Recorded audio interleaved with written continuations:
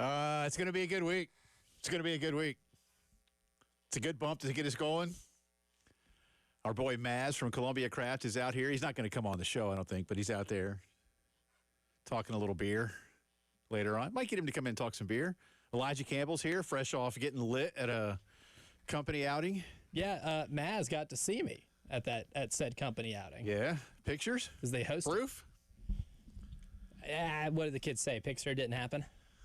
So I guess underneath that rule of law, it didn't happen. But it did, just maybe not documented the way that type of debauchery needs to be. Not that any of y'all care, nor should you. Somebody's definitely been messing with this microphone arm because it's not where it was the other day. It's in. That's throwing you off. It is. It's not like in my way, but it's not. And I can't. We've Randy, our new amazing engineer, has been helping like put together new stuff. So this isn't. We've changed a few things around, but I'm going to blame Gunner. I think Gunner this morning probably got in here and messed this thing up, and it's just in the wrong place the rest of the day. But it is. I can't like get to my keyboard. It's definitely not in the right place. Are you accusing somebody of fiddling? It's definitely not in the same place. Because look at me. Look, my arm is being blocked if I wanted to type. It's not where it was. I blame Gunner. Fair enough. Gunner. How you doing? My microphone's the same. Yeah, see, you're lucky. Yours extends upward, and then mine is now a little lower. Where I'm good. I'm fine. I don't know how you're going to make it. Well, during the next commercial break, we're going to be moving some stuff and see what happens. I promise you. I should have gotten here earlier, I suppose. But we have people that trade in and out of the studio, so even then I wouldn't have had time to come in here and You've had the same amount of time if you showed up like an hour early. Yeah, and I don't like to show up early. Nobody needs to see me early. Doesn't matter. As long as I'm here at 3, right? That's true. 3-ish. Lots to get to. One more slot in the College World Series will be filled tonight. I wish they were going ahead and playing now. That'd be great. I just like to be talking. Show. Yeah, exactly. But because there's only one, Murray State at Duke, the Mouse decided to put that one at 7 for some primetime folks. So, as we said before this Super ever began, we got 2 basketball schools playing each other for the right to go to Omaha. Love it. That's right. We got Popeye Jones posting up Christian Laettner. That's right. So, that'd be a fun matchup. That'd be good. That would have been, yeah. Good. Popeye could play.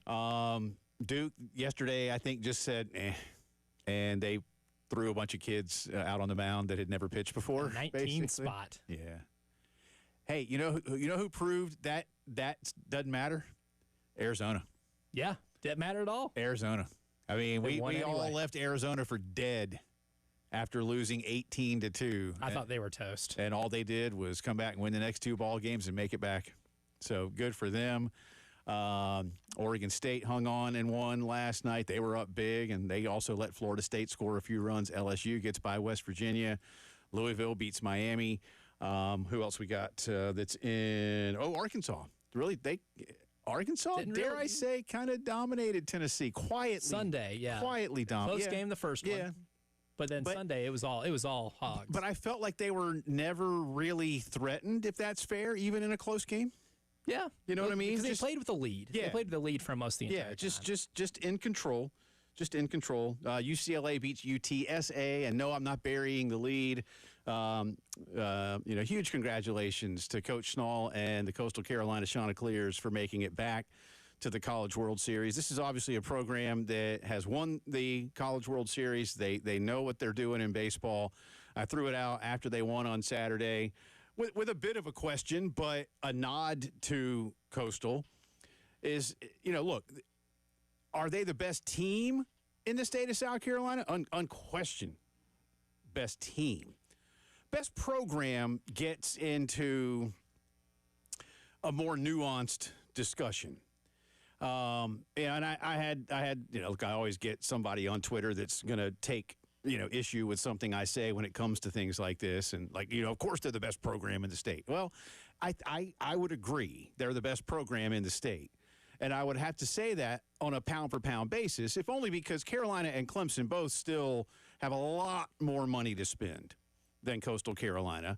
And Carolina and Clemson are in the SEC and ACC, which they're two leagues combined for 24 bids into this tournament. Now, the most they're going to get into the College World Series is 4, and that's if Duke wins tonight, which I expect to happen, but it may not. It may not. Murray State eliminated. I believe in magic. Yeah, well, Murray State eliminated an SEC team on the SEC team's home field over in Oxford last week. So and they played well yesterday. They hit. Yeah, that team can hit. They can score. Absolutely, absolutely. So I don't know. I think Duke will win tonight, but I'll hold off. But you and I didn't hesitate or waver when it came to picking Coastal to beat Auburn, and I think a lot of the things that we thought were things that unfolded. First and foremost, Coastal Carolina can pitch. Now, they let Auburn back in the game in game one a little bit, and obviously that one went to extras, and it went late because of a weather delay. But, hey, a win's a win, and they were firmly in control in game two. Really, and I said, too, Plainsman Park is a nice park, and Auburn has a fine program. But they'd never done that before.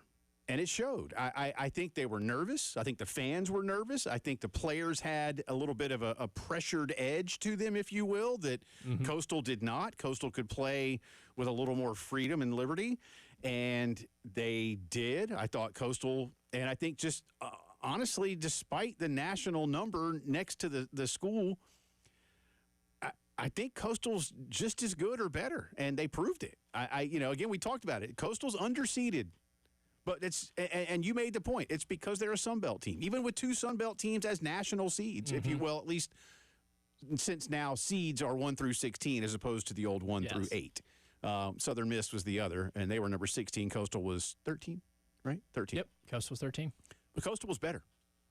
And every facet of those games. Yeah. But I didn't think the environment, relative to, say, the environment at Baum Stadium against Tennessee for Arkansas, or at the Box in Baton Rouge, places that are used to it, places that are just even more vibrant. Auburn got loud a few times, but again, it's a new experience for them, and I'm not quite sure if they were fully prepared for the moments. Look, I know none of these kids on the Coastal team were part of the championship team. That was 9 years ago, so they were all still in like middle school or whatever.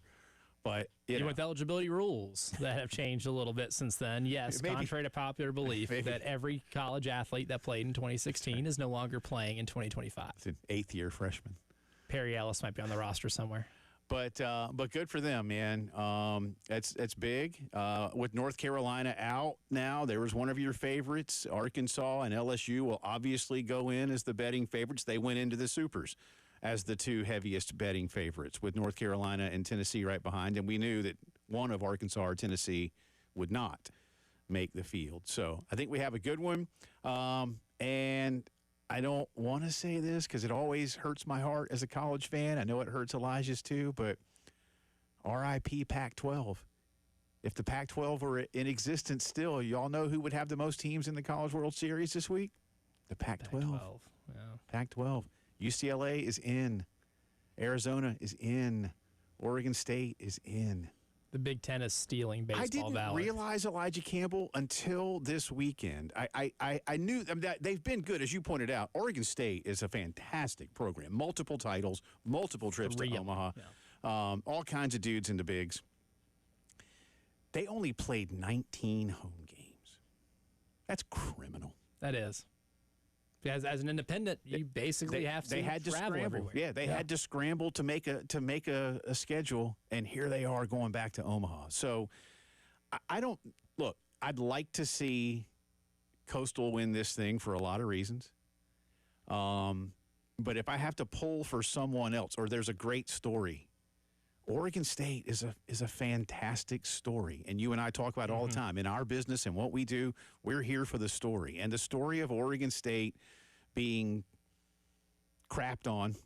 Yep, left for dead. Across the board in athletics, and doing this is absolutely remarkable. And I do hope the new Pac-12 in name only can be able to garner some level of support to maybe rise back into a so-called power league. I doubt that's going to happen today.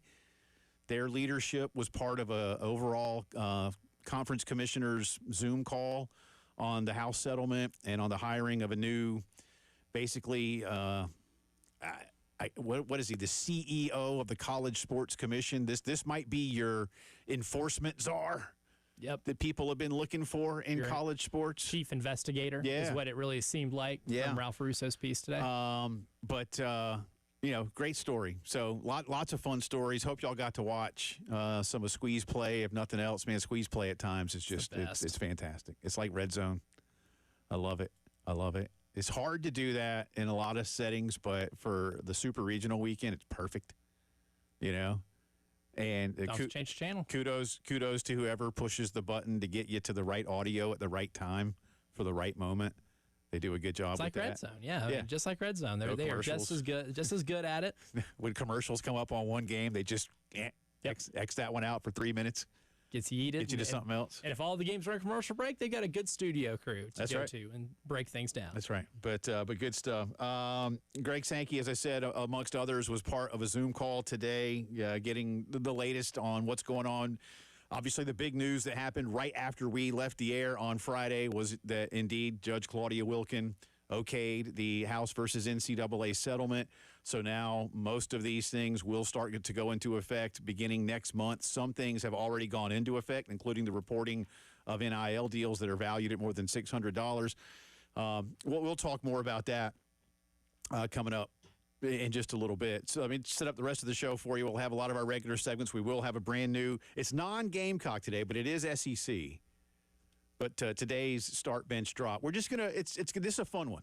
I think this is fun as we look ahead to the coming season, and we'll give you the three names in just a few minutes' time. But as we look ahead to the coming season, we've got a start bench drop for you out of Southeastern Conference football. Speaking of which, our own Cale Wilson has been down at Shane Beamer's camp today. He'll be calling in or coming, but I don't know which one he's doing yet. Actually, I don't know.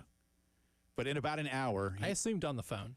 In about an hour, he'll give us a report of some 7-on-7 activity and some other things. And the Gamecocks got 3 big commitments over the weekend. And those 3 picks, now take these things as you will. It's June.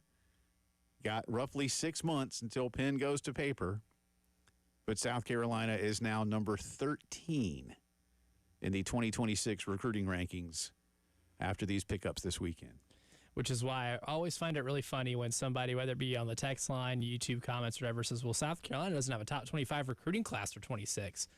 Yet it's June. Yeah, you gotta actually get some bodies in first. Yeah, exactly. Yeah. So once they do, that's going to change some things. No, I still think that's about 7th in the conference. Roughly. Hey, if South Carolina is consistently 7th in high school recruiting rankings every year, you're in great shape. I agree. You're in fantastic shape. I agree. So we got that for you, and apparently I got confused by what I saw, but I think the Atlanta Braves just stopped playing baseball for the season. Elijah, can you confirm? Some type of protest. Yeah. So I don't know what's going on there, but the Braves are in an absolute tailspin. Maybe the entire Atlanta Braves team got traded for the Mississippi Braves. 7 losses in a row, the last 5 by 1 run. Is that good? Like, I ask a lot in sports, especially when it comes to like Gamecock football in my career, but I always say, tell me how you lost. Tell me how you lost. Are you getting your doors blown off? Are you competitive every night? Is there some dumb bounce of the ball that just, crushed your soul? Like that Florida game a couple of years ago where it just bounced right off that, off the shoulder, right into that kid's hand. Like, come on. The Ricky Pearsall. You do that 1,000 times, and 999 of them, the ball doesn't go into his hands. But on that one, it did. But for the Braves, like one day, like, again, the other day, they were up 6 and lost by 1. But then they were down 3 and lost by 1. And then they were up 3 and they lost by 1. Like, I don't know. All I know is loss. Start, bench, drop, more on Gamecock football, recruiting, and so much more to do on the Monday Postgame Show.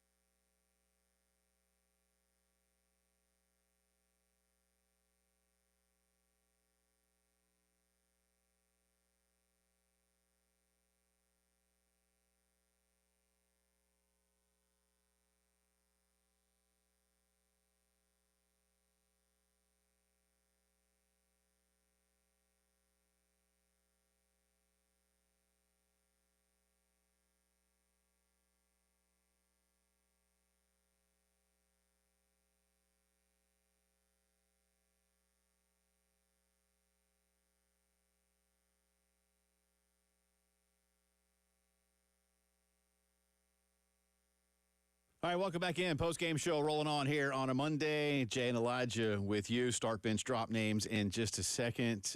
Gamecocks picking up some big football commitments this weekend. We'll get into that for you.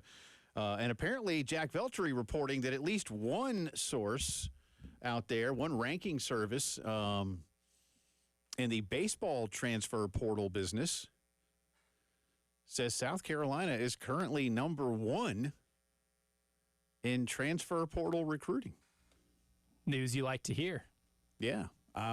Keep that up. So we'll see how that goes over the next few weeks. I will say, just by some of the scouting reports I see from some of the guys coming in, the velocity on some of the pitchers maxes out a little higher. And that was one thing specifically that Paul has talked about when he's been on with us, is what he's seen change with the SEC from the time he was last coaching at LSU to now. I think the biggest thing he mentioned was just the velocity with the pitchers is just higher than it was when he was coaching. So that was a big goal, was to get more arms with high-end velocity. And it appears that after a couple weeks, the transfer portal opening, it's been evident they're getting some of those guys. I want to be careful not to put words in his mouth, but I can't help but think that he believes, not exclusively, but that just by throwing harder, there won't be as much pitching to be done. In other words, did Carolina have a lot of walks and a lot of HBPs because guys were attempting to pitch out of the zone too much in an effort to not simply see a ball travel 400 feet? Whereas if you can just get in there and hum it, you feel a little more confident about what you're doing. So, again, I'm not saying that's what Paul said, but because, look, 90's still 90 if you know how to pitch. Oh, yeah. If you can still paint corners and you can place your pitches. And that to me, is still going to be job one for Terry Rooney or anyone else helping these pitchers, is you better cut down on the free passes, because the numbers were atrocious. Yeah. And, we talked about it, too. In conference games, Carolina's team ERA in conference games was more than 4.5 runs higher than their opponents this season. That's brutal, man. That's just not giving yourself a chance. Yeah. And that's putting a lot of guys on base, whether it's hits or walks. You walk a guy, that's an earned run if he comes around. So, okay, if you can throw 95, 96, is that better than 90? Yeah. But can you control it? You still got to paint that corner from time to time. Mm-hmm. You still got to make a guy chase from time to time. And you still better learn how to throw a pretty good changeup, whether it's a straight change or a slider or something that goes 78, 81, so that you can keep a guy guessing every once in a while. Because even if you throw 96 all the time, eventually somebody's going to catch up. You can be timed. Absolutely. Yeah. Especially in this conference. So that's good, though. I'm not here to take any swipes. I mean, being number one in that again, this just by one service. I don't know enough about some of these services these days, who's doing what with them, but that's a positive sign. Somebody thinks it. So that's good. That's good. All right, start, bench, drop time. We've had fun doing this the last few days, and we'll do one today. The last couple have been Gamecock-related, all-time great wide receivers, and 3 top 10 picks. By the way, I don't know if you saw, a guy was not real happy with you and me on Friday, said we forgot Sheldon Brown. Well, we didn't forget Sheldon Brown because he wasn't a top 10 pick in the but NFL draft. we have there. Listen, South Carolina, a lot of schools may want to claim the title of DBU, and I think Carolina is definitely in the SEC era, one that could put their name in that hat. Mm-hmm. And so Elijah and I, in coming up with that, we were like, man, they got tons of first-round picks, and so we just had to separate it, and we took the 3 top 10 defensive back pick, cornerbacks even. I don't even want to say defensive backs, corners. 3 top 10 corners. Sheldon was great in college. Sheldon was great in the NFL. Sheldon's a good dude, man. Mm-hmm. But it isn't like I can't say anything else. But we narrowed it down finally to top 10 picks. So we didn't forget. And we prefaced it as such. Yeah, yes. We didn't forget anybody. There have been plenty of good ones. But anyway, so today we're going to step away, and we talked about doing quarterbacks. Eventually, I promise Carolina fans, we will do maybe even a couple of start, bench, drops with Gamecock quarterbacks. But today we wanted to do something outside the norm, and so we went with current SEC quarterbacks. Now, we did not put Lenoris in here for one reason and one reason only. all of you would pick Lenore's first, and that's fine. We're all starting Lenore's. Yeah, and that's fine. And you know what? Even if he was on this list, you might still do it. Yeah. Even if Lenora Sellers played for another school in the SEC, like Mississippi State, you know what? I'd probably start him over these guys, too. I might do that, too. Because he's that good. But in an effort to just talk more about the upcoming football season and things like that, we decided that this was going to be more fun. And interestingly, only one of these guys will be on Carolina's schedule in the coming season. But honestly, and one of the themes of Media Days is going to be, I don't know yet. I'll let some of the other experts weigh in as well. But Elijah Campbell, 2025 is shaping up to be an historically great year for quarterbacking in the Southeastern Conference. I mean, almost every school, almost, not quite. But even Missouri got the kid from Penn State. Yeah. Bo Prabula. Yeah. And he was supposed to be good. I don't know who Kentucky's quarterback is, I'll be honest. Zach Calzada. Started his career at Texas A&M. Okay. And then went on a FCS hiatus to Incarnate Word. A journey. And then is back in the SEC. Okay, yeah, that's right. I knew that. So, again, highly rated kid coming out of high school anyway. And he's probably going to be projected, if people are making lists, which they do this time of year. There's a lot of lists. He's probably the one guy that's like 15, 16. Okay. So, here we go. Today's start, bench, drop. And we feel like these guys are all not necessarily similar, but have some of the same traits and attributes, different levels of experience, winning and losing, and things like that. So here you go. Start, bench, drop. Arkansas quarterback Taylon Green. Florida quarterback DJ Lagway. Vanderbilt quarterback Diego Pavia. Start, bench, drop. Now, if you want to take a look at some of their stats and who they've played and who they did well against, et cetera, by all means, do that. You know, some of these guys, I don't know if the kids still say Moxie. My high school basketball coach said Moxie. That was new to us. But I think all three have some. Certainly. To different levels, perhaps. I think Pavia, I will be honest with y'all. When Elijah and I were talking about this morning, we both agreed finally on Pavia, if for no other reason that he's become mildly iconic. Got a little pop star in him. Mm-hmm. You know, I'm not some name recognition. Yeah. Which a Vanderbilt quarterback really hasn't had since Jay Cutler. And that's what we're looking for here. It's like he's a good story. An amazing story. Like a true underdog. A guy started, junior college, goes to New Mexico State, takes New Mexico State to their first bowl appearance in Lord knows how long, goes to Vanderbilt, and his first year at Vanderbilt, they beat Alabama. They go to a bowl game. They're relevant. Yeah. They're relevant again this season. And they will be because of him. Yeah. Because he's coming back. Yeah. I think it's a fun story. So Taylon Green, DJ Lagway, Diego Pavia, start, bench, drop. You already have yours? I have mine. I think I have mine. But before I announce, I'm gonna look at a couple more numbers that I didn't look at yet. And I might need just a few things, like I say, don't, give the committee something to think about, or don't give the committee something to think about. I got a few things for the committee to think about that I still want to look at just to be sure, but I think I know where I'm going. Yeah, I definitely know where I'm going. All right. And I'm going to, I'll go to say mine right now. Because I think mine's going to be more different probably than anybody else's, because I'm starting Taylon Green. Okay. And then I'm benching DJ Lagway and dropping Diego Pavia. Okay. I think Taylon Green might be the best quarterback in the SEC that people aren't talking about. That you're not talking about. Yeah. He is that. I think he's that good. Right. I think you're right. And I think it's just because Arkansas has not necessarily underachieved. I think they've maybe achieved. They've achieved. They're Arkansas. Yeah. They're Arkansasing. But maybe that's what it is. Yeah. And they're not playing in like a lot of the marquee games or whatever. That's on every Saturday basis. But I think that kid is remarkable. Yeah. And he's also, as we like to say for a lot of guys, he's a big one. He's a big one. 6'6". Yeah. He's got the build. Yeah. What did the scouts say? He looks the part. That's right. He looks the part. All right, there you go. So you say Green, Lagway, Pavia. So before Diego gets dropped, we sit here and sing his praises, and you I dropped him immediately. Now he's headed to another school. Lots more to do on the Monday postgame show.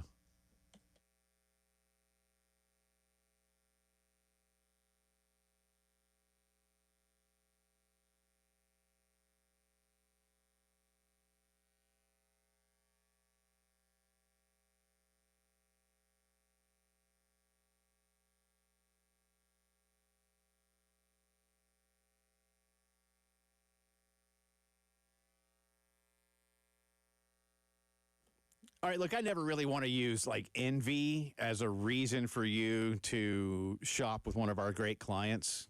But today I'm kind of going to. Because look, right now it's 89 degrees in Columbia, South Carolina. And there's probably some folks in your neighborhood that have a pool in their backyard.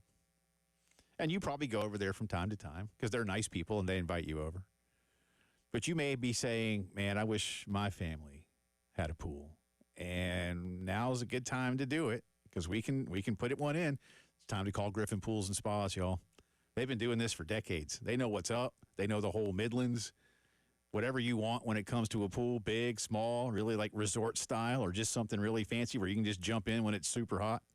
They got it for you, all right? Stop in and see them, see their test pool if you already got one, all the accessories and chemicals, keep it nice and clean, steps away from the Lake Murray Dam, right there in Lexington, and online at griffinpoolsandspas.com. And invite us over.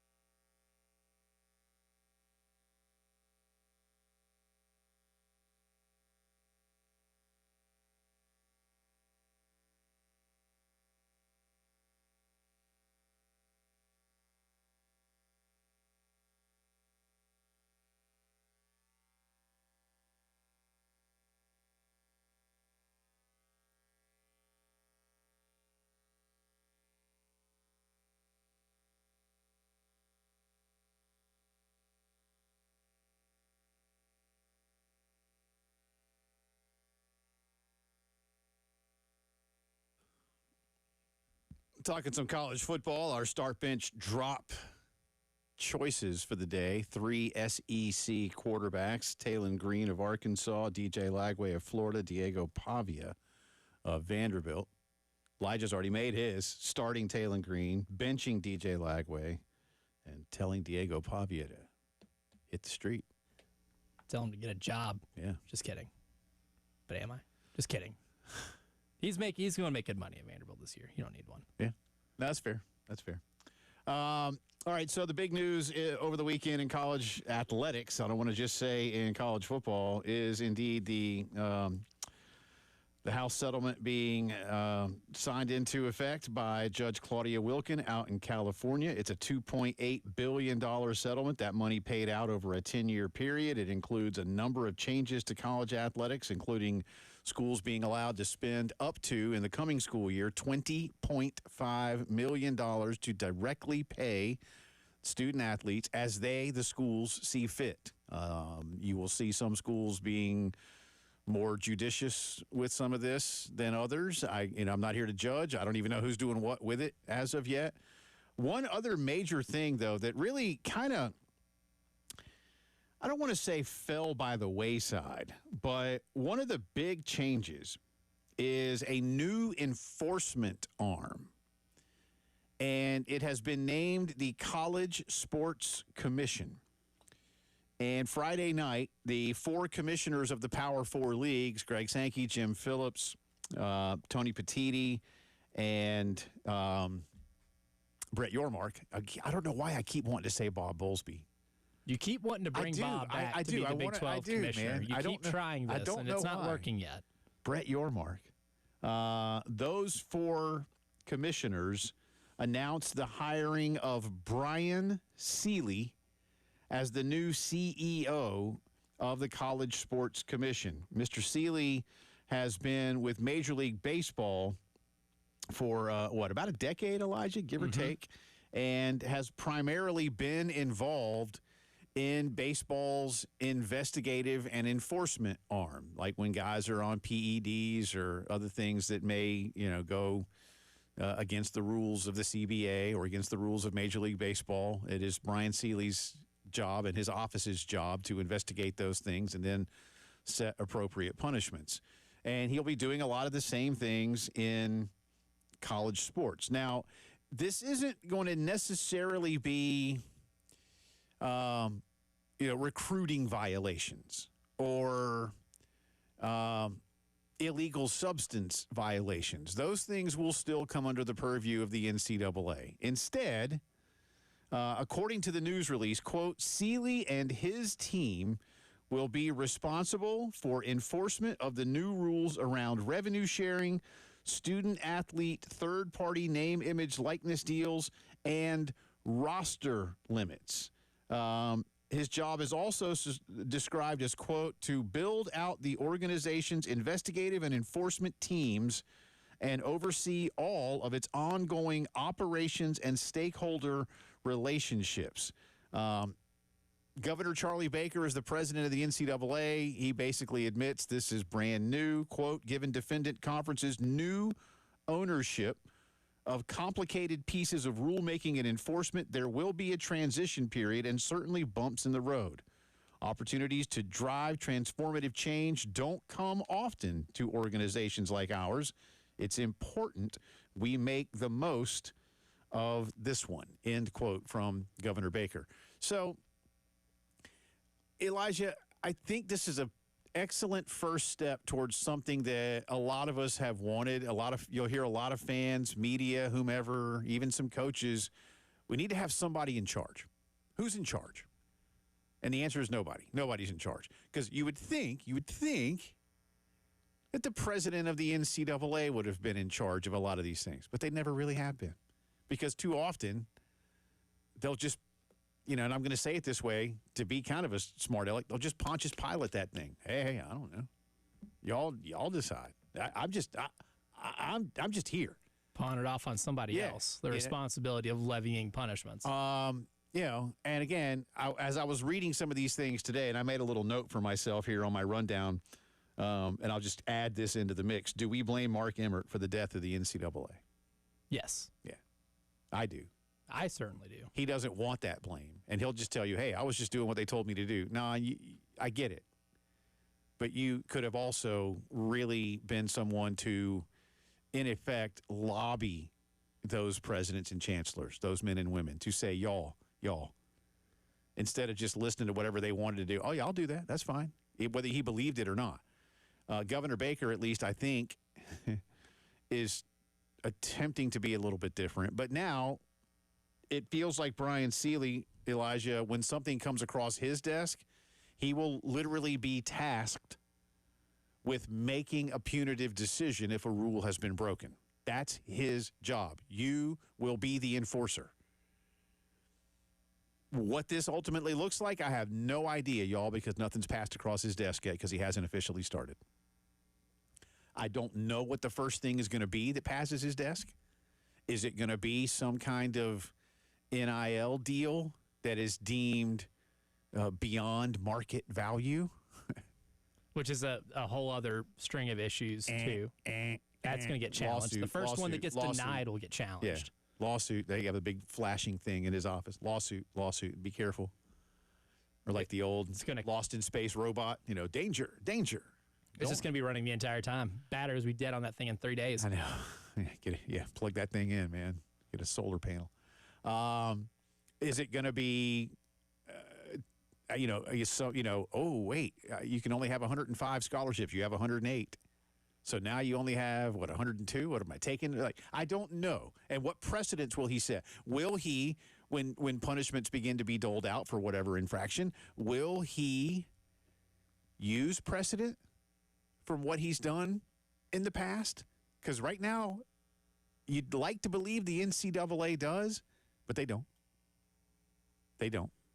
It's almost as if when they make one decision, because the Committee on Infractions is never, it's a very fluid committee. There's never like one static committee for like 2 years where it's just and that's all they do. 11 people. There's a lot of different committees on infractions, even if it's all supposed to be one body. But is this a positive first step towards seeing how it goes and eventually broadening the scope for this person, whomever they are in the future, beyond Brian Seeley, to have more of a commissioner's role the way we see in professional sports? Again, I'm not sure. I don't know. But I will say this, y'all, and some of you may get tired of hearing these letters or words, and I can't help that, but I know I'm not alone. The only way we're really, really going to see substantive change and concrete change is through some form of real collective bargaining. There has to be a CBA. There has to be some kind of collective bargaining agreement between student athletes and their schools. There has to be, because otherwise everything is challengeable. There's a real myth, Elijah, as you well know, because we've talked about it, about this settlement. Oh, this fixes everything. It really doesn't. Well, it just changes your problems. It doesn't fix your problems. It changes what your problems are. Yeah. And when Tyler and I were talking about it in the last hour on the halftime show, it kind of compared it to like when you're a kid and your parents want you to clean your room, and instead of, actually taking the dirty laundry and then putting it into a washing machine and washing it, drying it, putting it up, you just shove all that dirty laundry and stuff that's lying around under your bed or in your closet and you close it and it looks cleaner. However, you didn't take care of the problem. You just created new ones, and you're eventually just starting a cycle that you're going to participate in until you finally address the thing that needs to be addressed, which in that instance is the dirty laundry. Here, it's everything else that as you've been dealing with for the last few years. Yeah. Jay, what's wrong with your closet door? Nothing, Mom. It looks like it's bulging. And what's that noise I hear? Yeah, it must be fine. the heat. It's fine, messing with the wood. Yeah, it's fine. Don't open it. Something wrong with the door, but I got it where I want it right now. Don't open it, please. Just don't open it. I'll open it later after you go to work. It'll be fine. I'll handle it. Yeah, don't eventually. Worry. Don't worry. It's all good. All right. Hit us up, by the way, on our start bench drop. Taylon Green, DJ Lagway, Diego Pavia, 803-404-6100 on the text line, or 1075 The Game on Twitter. Lots more to do as the postgame show rolls on.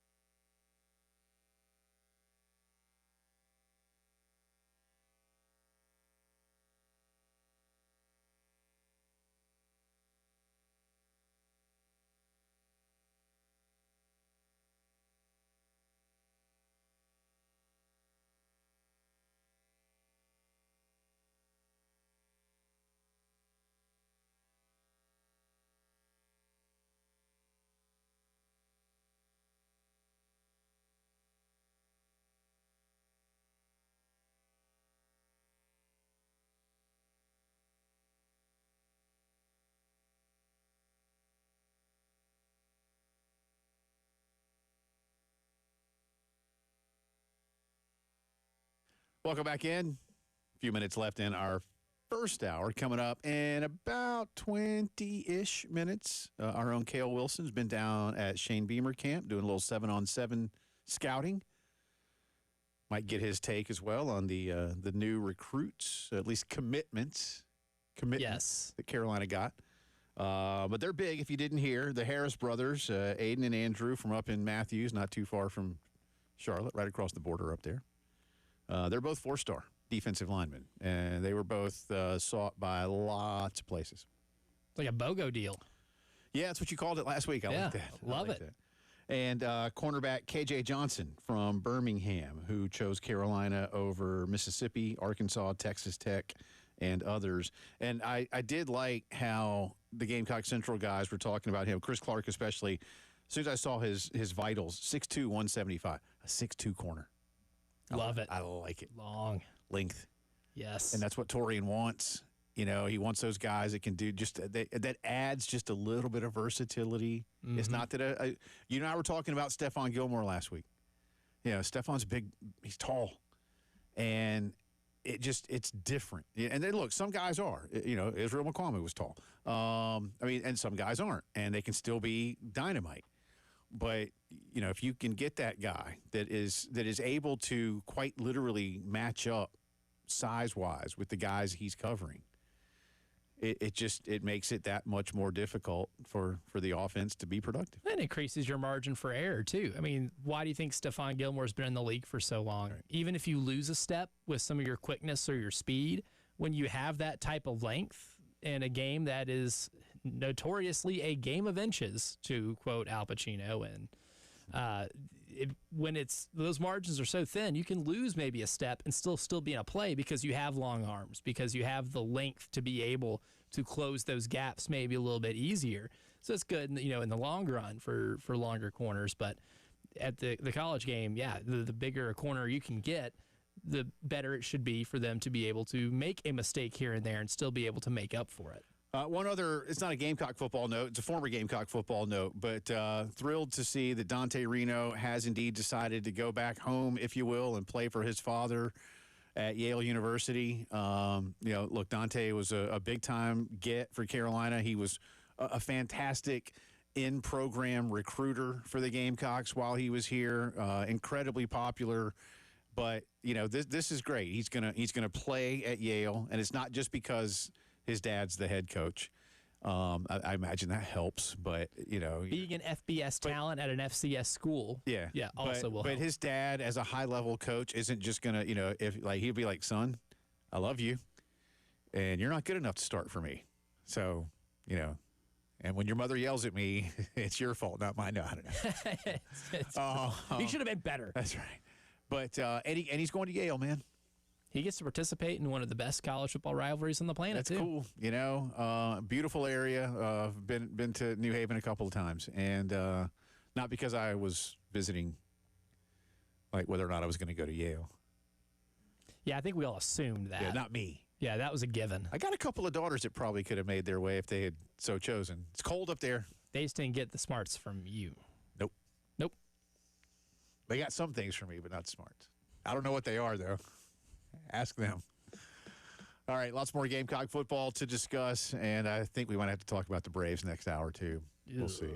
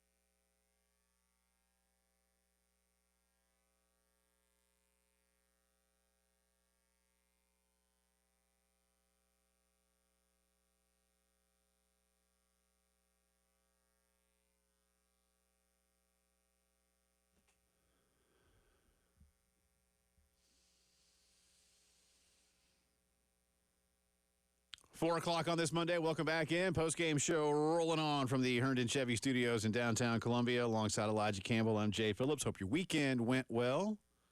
Cale Wilson will be with us here, our own Cale. We'll be talking a little Gamecock football coming up in about 15 minutes. What's been going on down at Shane Beamer's camps, and the Gamecocks picking up 3 big commitments, 2 4-stars and a 3-star. Those commitments, and that's what they are, have vaulted Carolina for now into the top 15 in the 2026 recruiting class rankings. We'll take it. Yeah.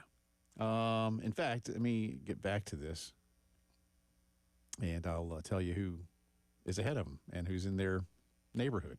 Because I think they're outside the top 25 going into the weekend, and once those officially became commitments, changes some things. I think you're right. I think they were, 26, 27, something like that. Yeah. Mm-hmm. Yeah.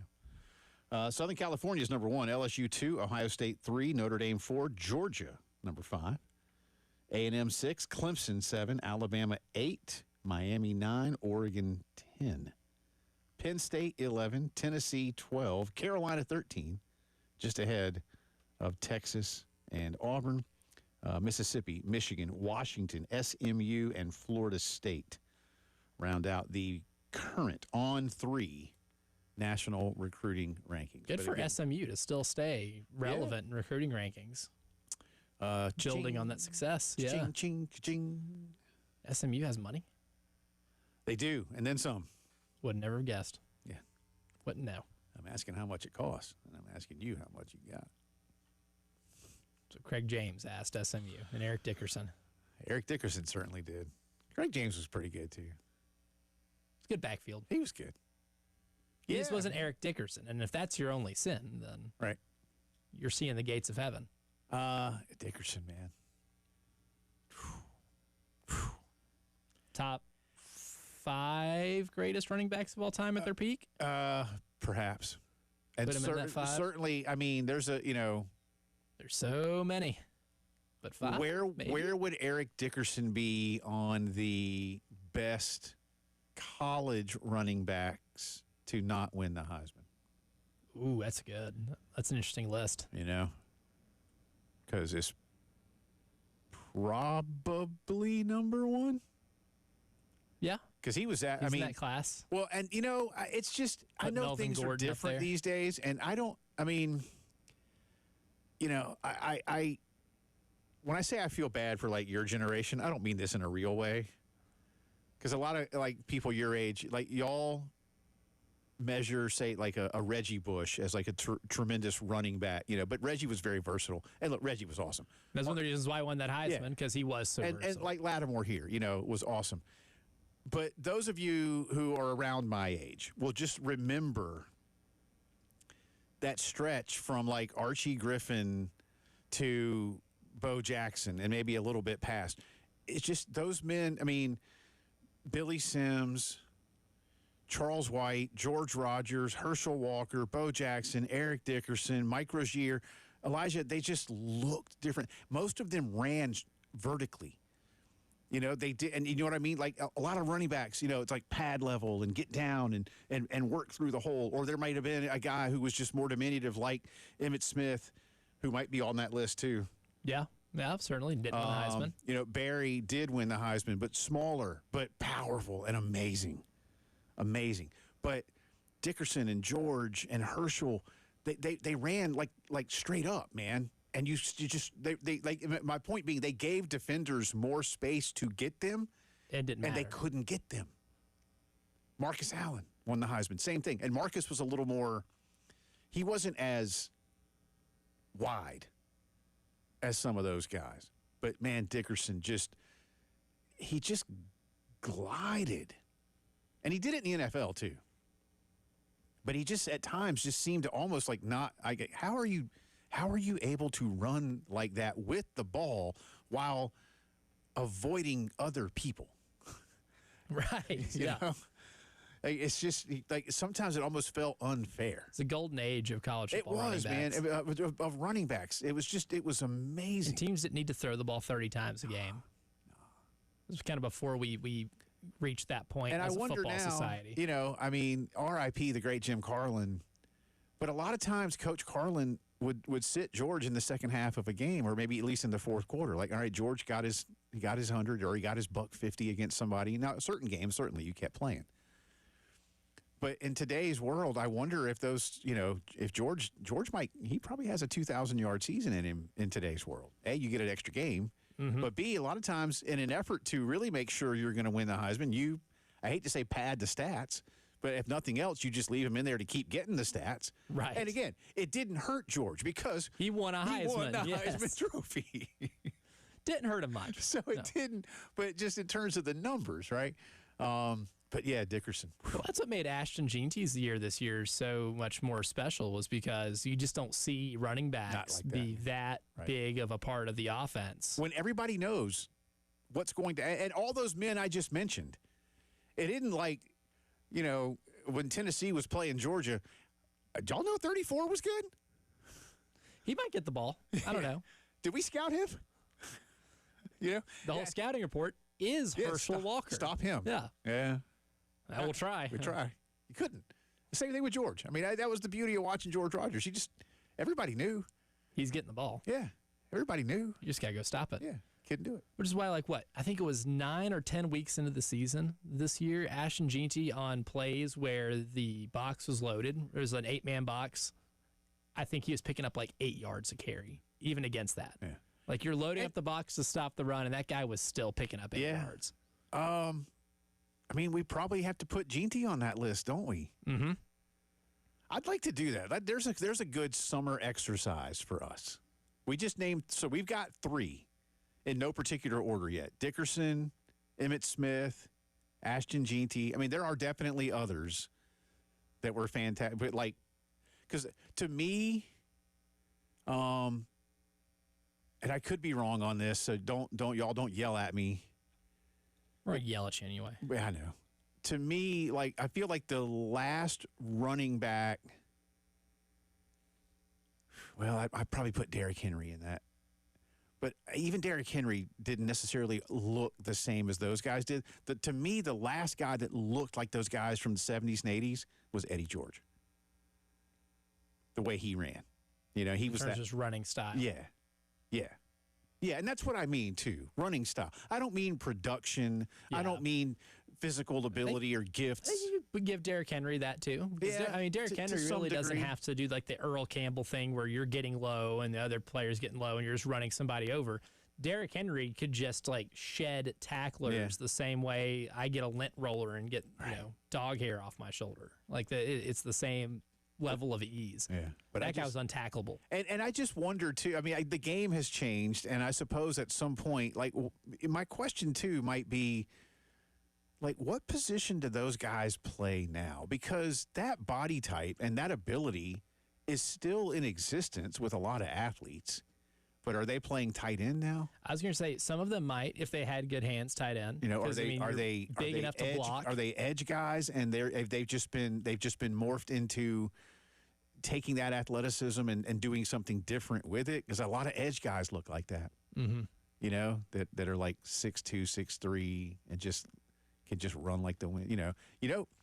Nick Harbor. I was just about to say Nick Harbor's got that build. Yeah, and he runs vertically, and it's because of how he runs. But I mean, he runs straight up. He runs fast. He's just fast. He's just is he faster than you and better than you? Yes. So fun stuff. Anyway, today's start bench drop in alphabetical order. 3 SEC quarterbacks. And they're not under the radar by any stretch of the imagination, but maybe not the most talked about. And we didn't put, again, for those just tuning in, we got a long list of things we can do with start bench drop. But we didn't put Lenoris on here because all of you would have chosen Lenoris, which is probably fair. Mm-hmm. So, and we will have Lenoris on some list of this sometime soon. But today, Taylon Green from Arkansas, DJ Lagway from Florida, Diego Pavia from Vanderbilt. Start, bench, drop. I was looking at some of the rushing numbers to give me some final clarification of who I'm starting, benching, and dropping. So I'm going to agree with you on one and then disagree with you on the other. Okay. And remember, start, bench, drop. All these players are good. you have to drop somebody. I'm also going to start Taylor Green. Get the bandwagon going. That guy's so good. My one concern for him is picks. His picks are a little high. Yeah. Him and Lagway they both threw 9 picks. Yeah. And Lagway played considerably fewer snaps. Yeah. And I'm going to bench Diego Pavia because Diego Pavia he doesn't throw for as many yards. Offense doesn't allow a long vertical passing game. That's a very unique offense. I think he was 20-4. So that's a good ratio. Mm-hmm. But he also rushed for over 800 yards. So there's a guy like fitting the mold because they all three can do this. Now, Lagway doesn't run as much as of yet. I don't know what this season looks like, a full year for him and what Billy Napier wants him to do. And now that he's had a shoulder issue, I wonder how much. I mean, I think he's going to throw the ball more than he runs than the other two run. But I do like Lagway a lot. Yeah, I mean, I really do. The thing with Lagway is his ability to make big time throws. And what's really funny is, I mean, I create a spreadsheet every offseason, and I look at a lot of like the PFF numbers, and I compare them all against each other. And when you look at the stat that Pro Football Focus has, which is like they have big time throws and turnover worthy plays. Right. And the big time throw is basically a throw that isn't an expected completion, but you fit it in a tight window or you put it right on the money on a deep ball. And turnover-worthy plays are pretty self-explanatory, right? Like, oh, that should have been picked off. It wasn't. Like, you got lucky because the defender didn't make a play or anything like that, which can be a little subjective. But when you look at the percentage of big-time throws that DJ Lagway had compared to the rest of the SEC, it's a pretty large drop-off. They had his percentage of big-time throws compared to everything else is 8.8%. Second closest in the SEC for guys that are going to be starting quarterbacks next year is Bo Perbula at Penn State, but Bo Perbula also did not play anywhere near the same amount of snaps. I mean, he got spot snaps here and there. So that one's a little harder to judge. But the ballpark of that stat, too, when you just go up and down and you look at like the big-time throw percentage for guys in the SEC, it varies from the low end of being like 3 to a higher end being of like 5.96. Right? And to have one at 8.8 is astonishing. And then you go back and you look at some of the all-22 of some of the throws he's made, especially in that Ole Miss game.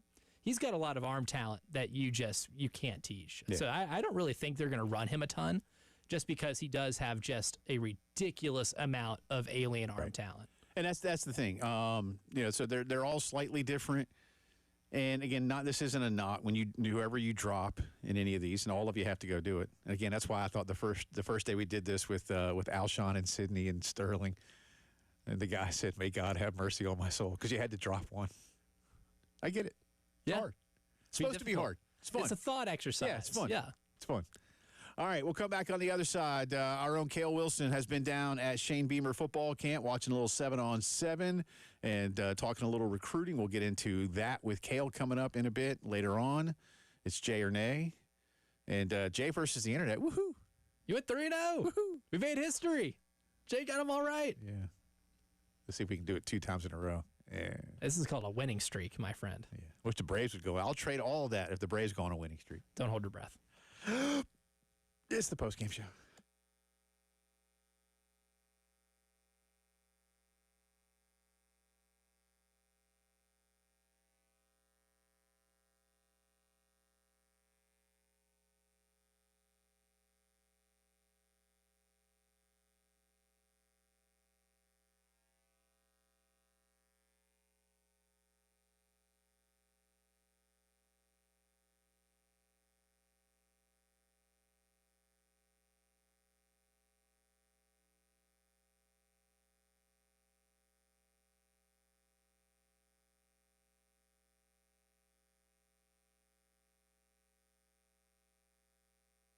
Palmetto Citizens Federal Credit Union, ready to help you and your family when it comes to fixing up the house. Maybe as the kids get a little bit older here, ahead of the next school year, is now a good time to maybe add another bathroom for them so that, on those school mornings, they're not fighting each other over the shower and brushing their teeth or whatever else, or maybe even adding on a new bedroom as the kids get a little bit older, or maybe a playroom to keep them out of your hair.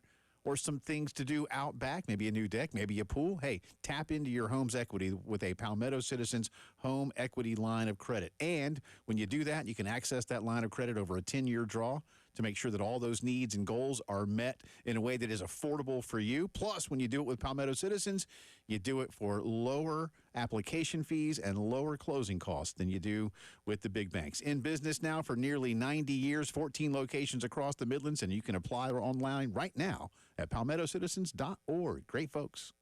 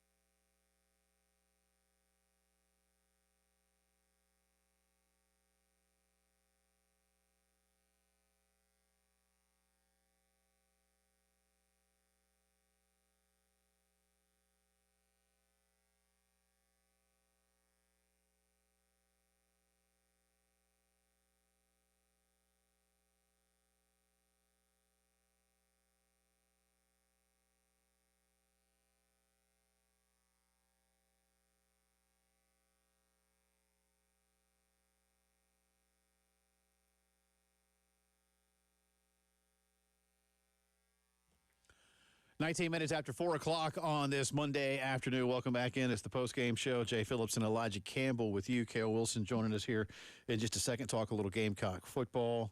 Got a couple of you on the Twitters. Randy says start Taylor Green, bench DJ Lagway, drop Diego Pavia.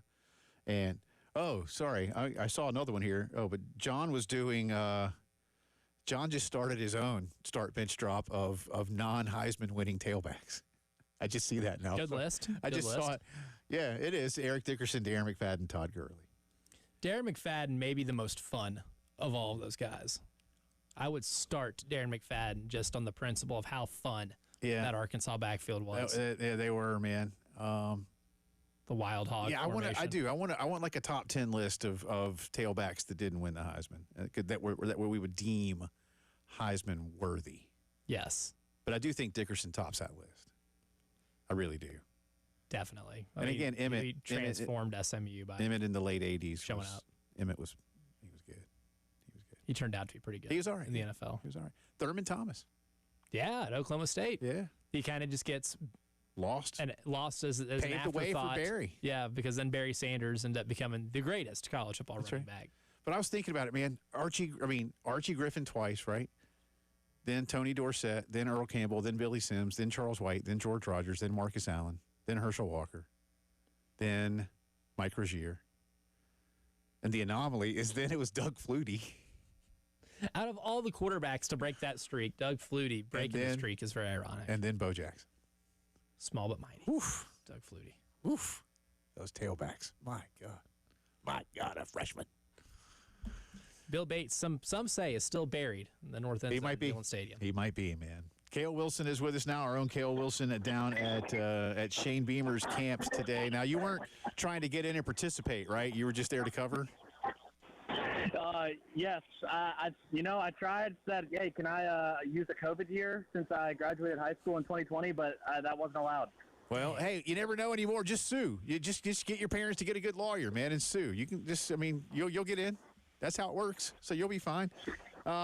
What's the vibe down there? We know that these camps got sold out. We know a lot of these kids just want to be a part of something bigger, and we know a lot of these kids are there to showcase their talents, and we know a lot of them are kind of invited in and encouraged in, Cale. But when you see and feel what's going on, kind of give us an idea of the energy levels about what's happening down there.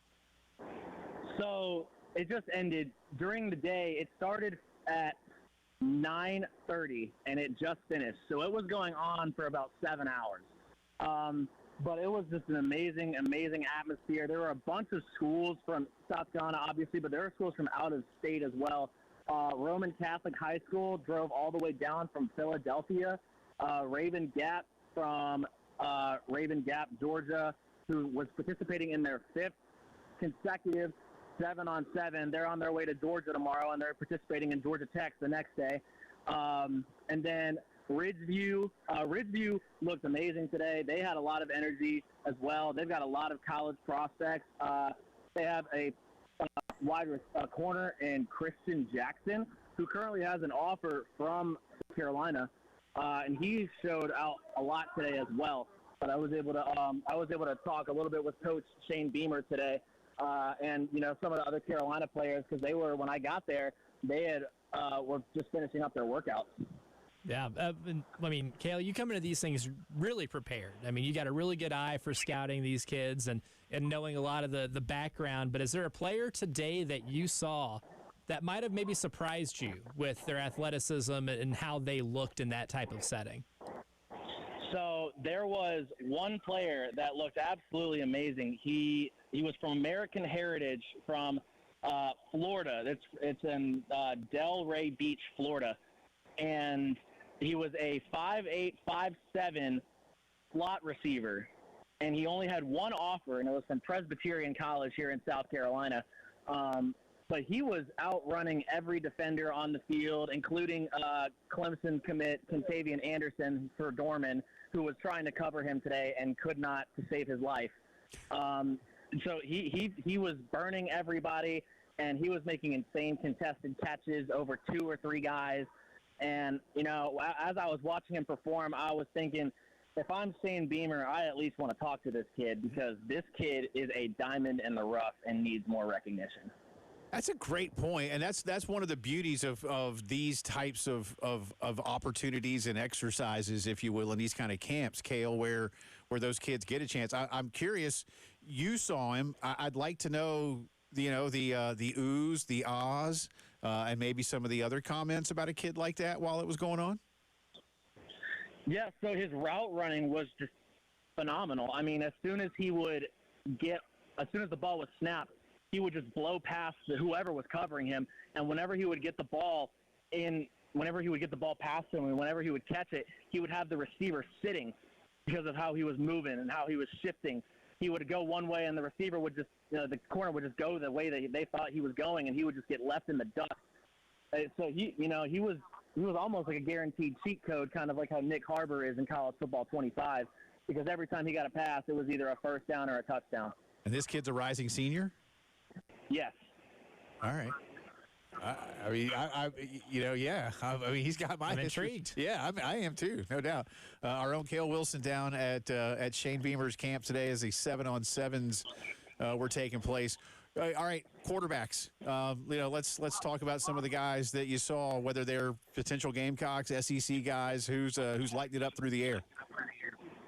So the quarterback for Dorman High School, Demetrius Lydell, he was on point today.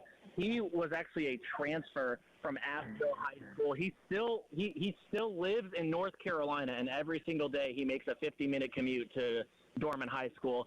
And he holds only one offer from Coastal Carolina, but he was absolutely slinging it today. The offense was doing amazing. They were scoring on every possession.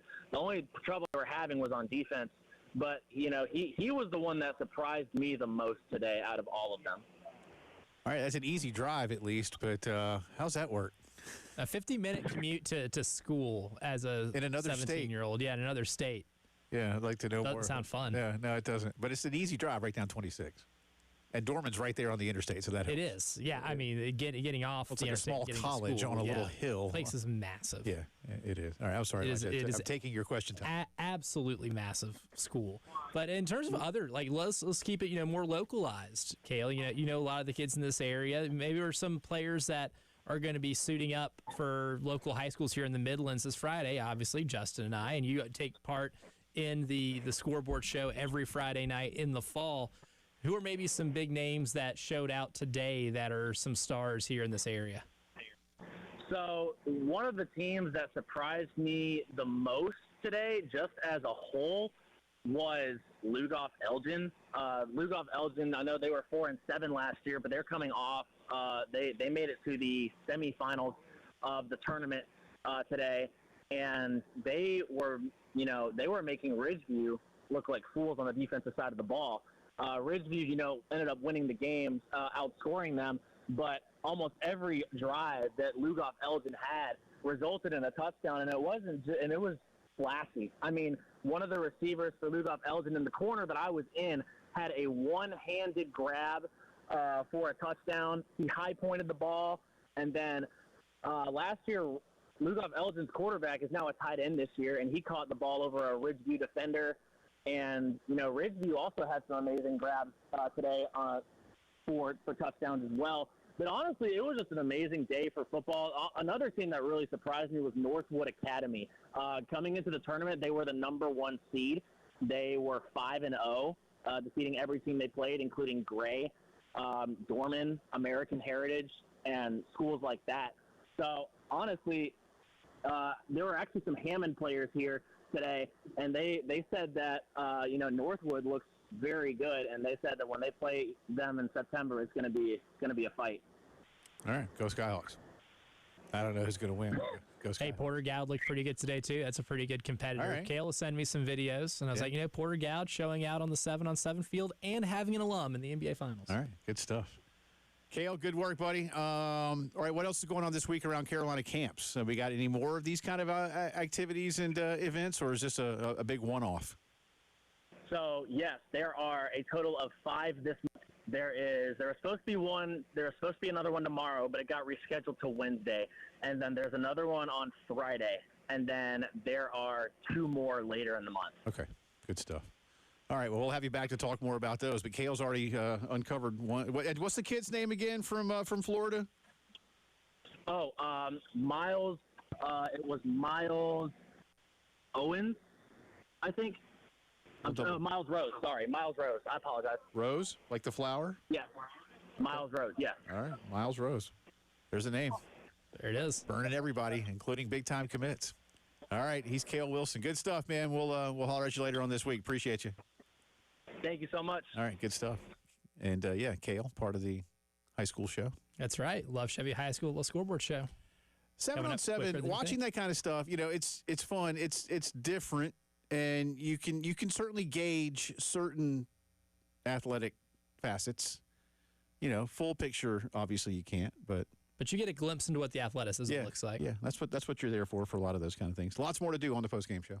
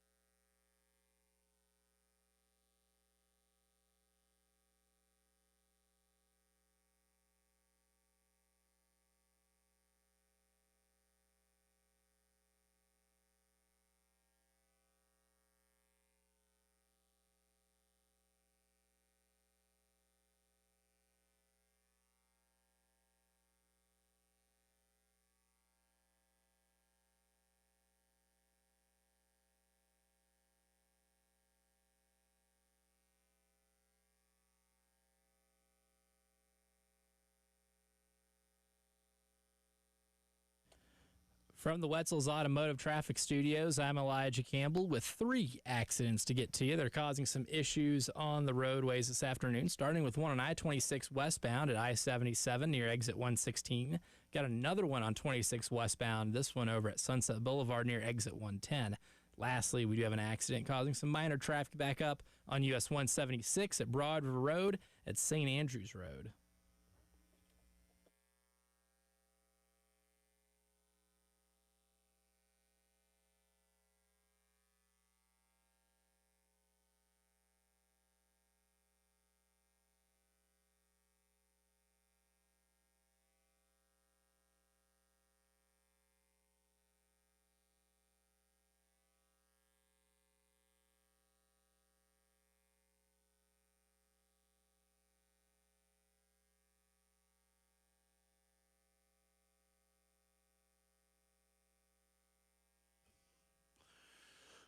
Just talking a little, not Gamecock football, but football happening in Gamecock land. 7-on-7 camps and competitions going on down as part of Shane Beamer's football camps this week. Thanks again to our own Cale Wilson for hanging out. We'll check in with him again, but Cale may be helping the football world uncover a diamond in the rough.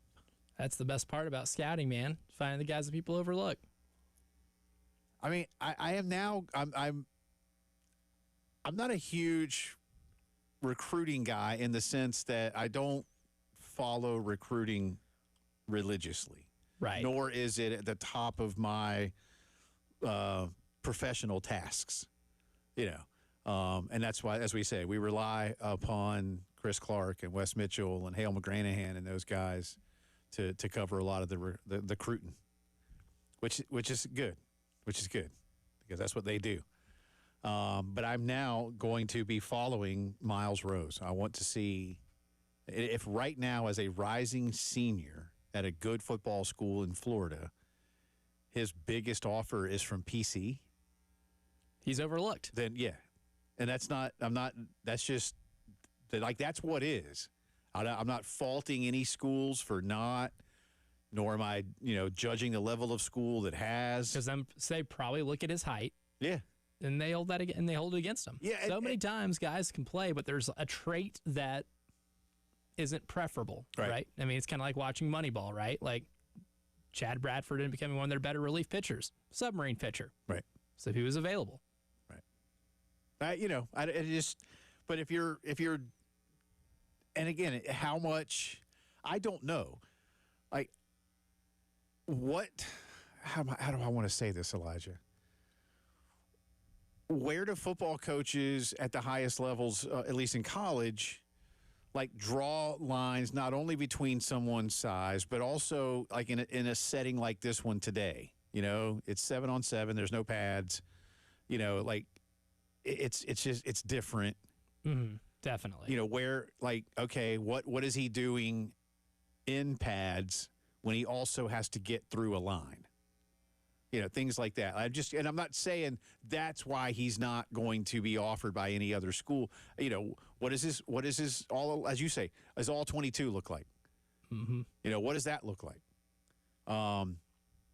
But if you're doing it in this kind of setting and you're basically torching big time commits from, elite programs, it's something. It is. It's not nothing. Right. How about that? Yeah. But it's something to look at and to be on the radar. Maybe the thing is he's just not on people's radar yet. Maybe not. That's what these camps are for. Right. So many of these guys go to camps and end up wowing, and they might not have any stars. Right. And then all of a sudden they put on, recruiting boards, and eventually that word spreads because a lot of people that do cover recruiting for a living talk to a lot of coaches. That's how they get a lot of their information too. And all it might take is a couple of coaches telling a couple of these people that cover this that they're looking at someone like Miles Rose, and then bam, he becomes a 2-star, 3-star, whatever it is. But my favorite thing in college football, though, Jay, is the one person who does not have any stars. Yeah. That goes on to do great things. Yeah. The number 1 pick in the NFL draft this year. You know how many stars he had coming out of high school? Same amount of stars I did. I know, right? I didn't play high school football. That's crazy.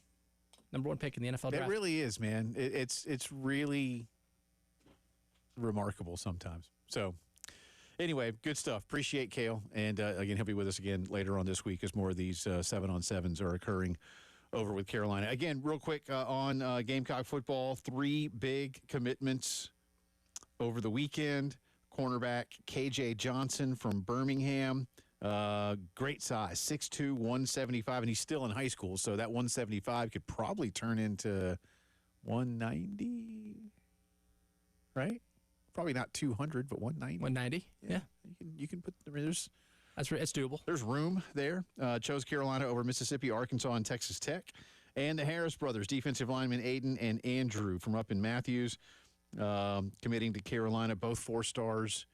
And as Elijah says, a BOGO. It's a BOGO deal, baby. I like that. Trust me, anytime I go to Publix, I'm always, if something is buy one, get one, I might not need that, but I'm getting it anyway. Yeah, you get it anyway, especially if it's like you go to Publix and there's like 2 boxes, like a BOGO on like Cheez-Its. Oh, buddy, when I see there's BOGO on Pop-Tarts, it's game over. Yeah. I'm clearing the shelves. Yeah. Because even if they mark up the retail just a touch, if you get 2 of them. Well, you've convinced me well enough. Yeah. I did that the other day. Free look into my life. The Blue Diamond almonds, the wasabi, the soy wasabi ones. Have you had those? No. Dude. So anyway, not quite the same, but they had the big bag at the same price on sale as the can. So you get like twice as many. I bought 3. Yes. And Yes. and one of my daughters goes, "You got enough almonds?" I was like, I probably should have bought more. That's your only regret. I figured 3. I was trying not to be too selfish. Should have gone back. Should have. Get as many as possible. That's right. A couple things to get to here. I said I didn't really want to talk about it too much, and I don't want to talk about it too much. Must be the Braves. But the Braves have lost 7 in a row. The Braves are now 10 games under 500. The Braves are in 4th place in the NL East. The last 5 losses have each been 1-run losses. And a lot is being made of Ron Washington's departure and how much that has hurt David O'Brien of The Athletic, who's been covering the Braves for 25 years. Just saying that they're kind of missing some of that fire that Wash brought. Snit is, managers, with some rare exception, managers aren't the ones that are doing a lot of the like kind of day-to-day like rah-rah, they got more to do. Yeah. You know what I mean? Running the team. And the assistant coaches do a lot of that. And as I've told you off air and on air, the Braves, you can tell, have been missing Ron Washington and Anthony Young. It's just different. It's not to say that other coaches they've hired aren't capable of teaching and things like that, but there's a reason that Ron Washington is a manager again, because that's how good he is at what he does. And even now that he's a manager of the Angels, he can't really be the same guy, right? But beyond that, the lack of timely hitting, the bullpen's been bad. But I didn't want to believe it a couple of weeks ago when I said to you, they're kind of on the cusp here. But since then, they haven't won a baseball game. Like, since you and I last talked about that, they literally haven't won a baseball game. Swept. Twice. Swept twice. Yeah, true. To 2 NL West teams. And they're not the Dodgers. And they're not the Dodgers and Padres. Padres, at least you beat the Padres once. Hey, they had 2 wins against the Rockies. That was the thing. Like everybody else in baseball. But I just, and look, like bringing, people are talking about, oh, hey, they brought Craig Kimbrell back to the bullpen. Oh, that'd be great 10 years ago. Yeah. I mean, Craig's 30. 2015? Craig's Yes. 37. And he's still got something. But he's not. Craig Kimbrell is still the Braves' all-time saves leader. No way. Yeah. Really? Yeah. Yeah. Like with how much? 100 and something. Well, he hasn't surpassed Smoltz by that much then, has he? I'll find out for you. But John broke the 100 save threshold, didn't he? he might have gotten close. We'll find that out. But regardless, look, you need you just need more than what the Braves have right now, and I don't know what they have to trade. And it's not like, and I've seen people say they should trade Ozzie Albies or they should trade. And I'm like, whoa, whoa, whoa, whoa, whoa, whoa, whoa, hold up. There's a good chance Ozzie gets it together this year. He hasn't played great by any means. But I think people are saying that because not like he's not good anymore, but hey, Ozzie brings real value, and you just may have to give up on him in order to go get like a bona fide starting pitcher or something. They're not. You know what? Ozzie's deal is too team friendly. They're not going to do that. They're not going to do that. But I'm just afraid that right now the Braves just kind of need to let it ride, see what happens, rebuild. But with where you are and with the strength of your division, that doesn't help either. I mean, you're 10 games under, man. I just don't think it's going to happen. They're in Milwaukee tonight. We'll talk more about the starting rotation or the starting pitchers coming up in just a little bit. All right, we'll get you caught up on our start, bench, drop for the day and a little J or nay on the other side.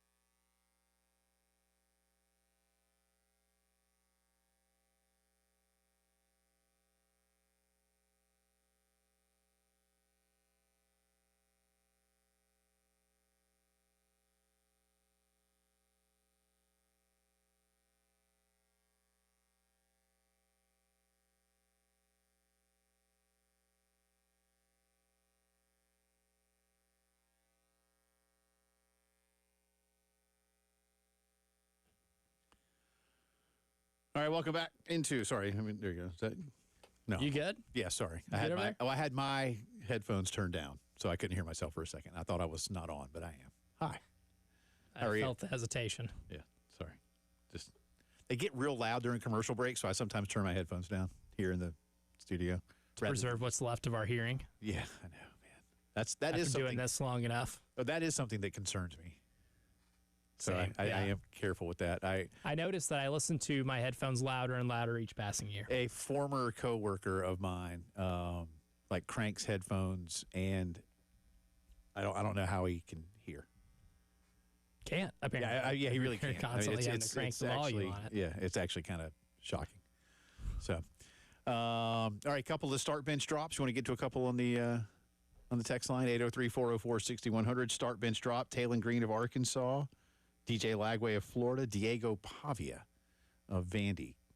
3 interesting quarterbacks coming into the league this year. Not coming in, but going into the season. Going into the season, yeah. Chris on our Firehouse Subs text line says, start Taylon Green, bench Pavia, cut Lagway.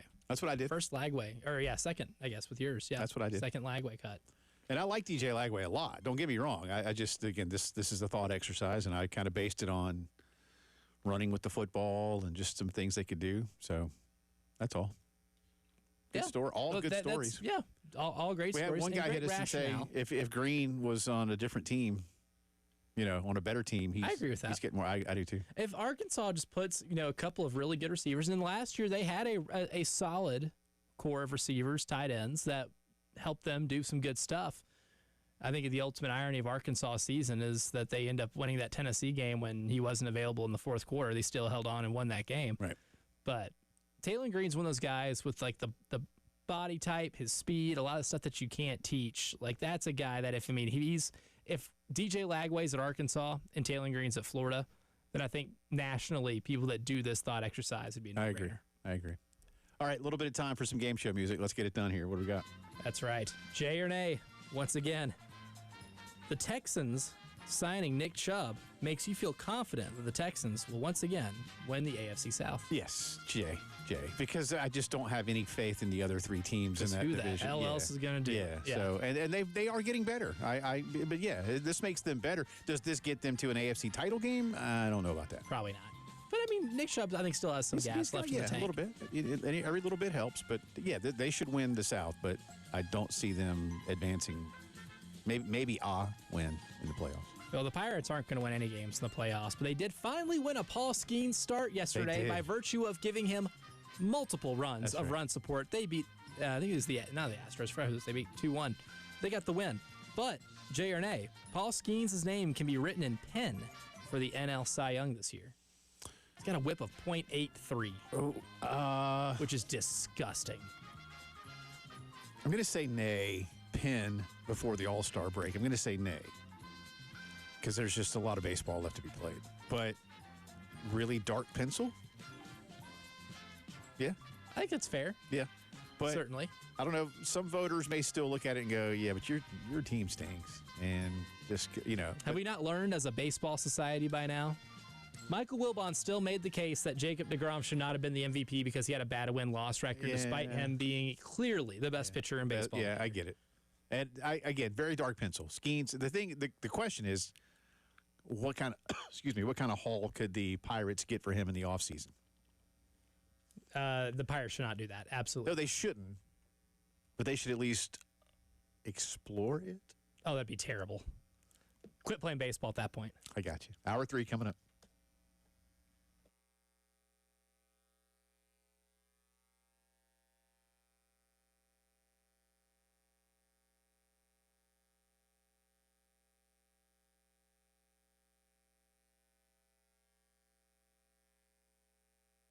Integrated Media, Columbia's leaders, not just in home theater, but in home technology. What do I mean by that? Well, okay, listen, everybody knows what home theater is, right? Amazing TVs that look great, latest in HD technology, fantastic sound, Dolby Atmos sound in your ceiling, in your walls, or with the Sonos portable speakers. Sure, you get all that, right? Streaming services, Wi-Fi that works everywhere, you get all that too. But what about video doorbells, video cameras on your lights? What about integrating literally those things plus your thermostat into one app that you can control all the time from almost anywhere as long as you got an internet connection. All right? I mean, this is what they do, y'all. You might have even gone and bought like a video doorbell even and say, I can't do this. Call Integrated Media. They'll come do it for you. Anything you need when it comes to home technology like that, they're the best at it. 803-948-8327. Nobody better than Integrated Media.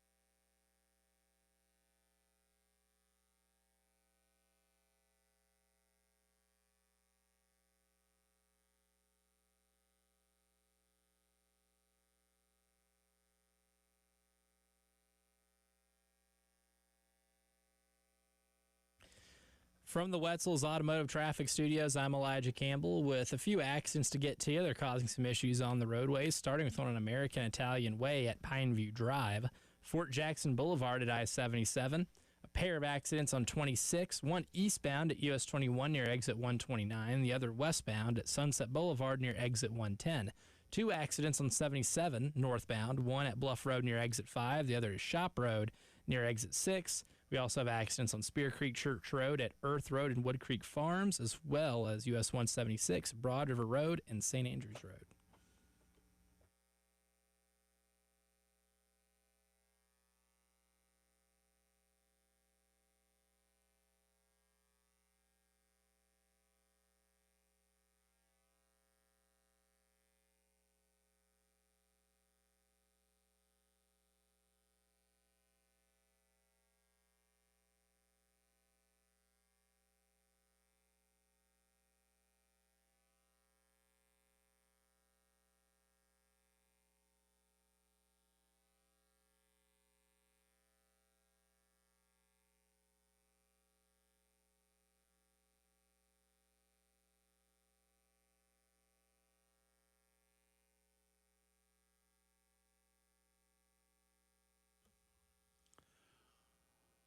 It is 5 o'clock news time here on this Monday. Welcome back in. Also, the final hour of the Postgame Show, along with Elijah Campbell. I'm Jay Phillips. Start with some Gamecock recruiting news over the weekend.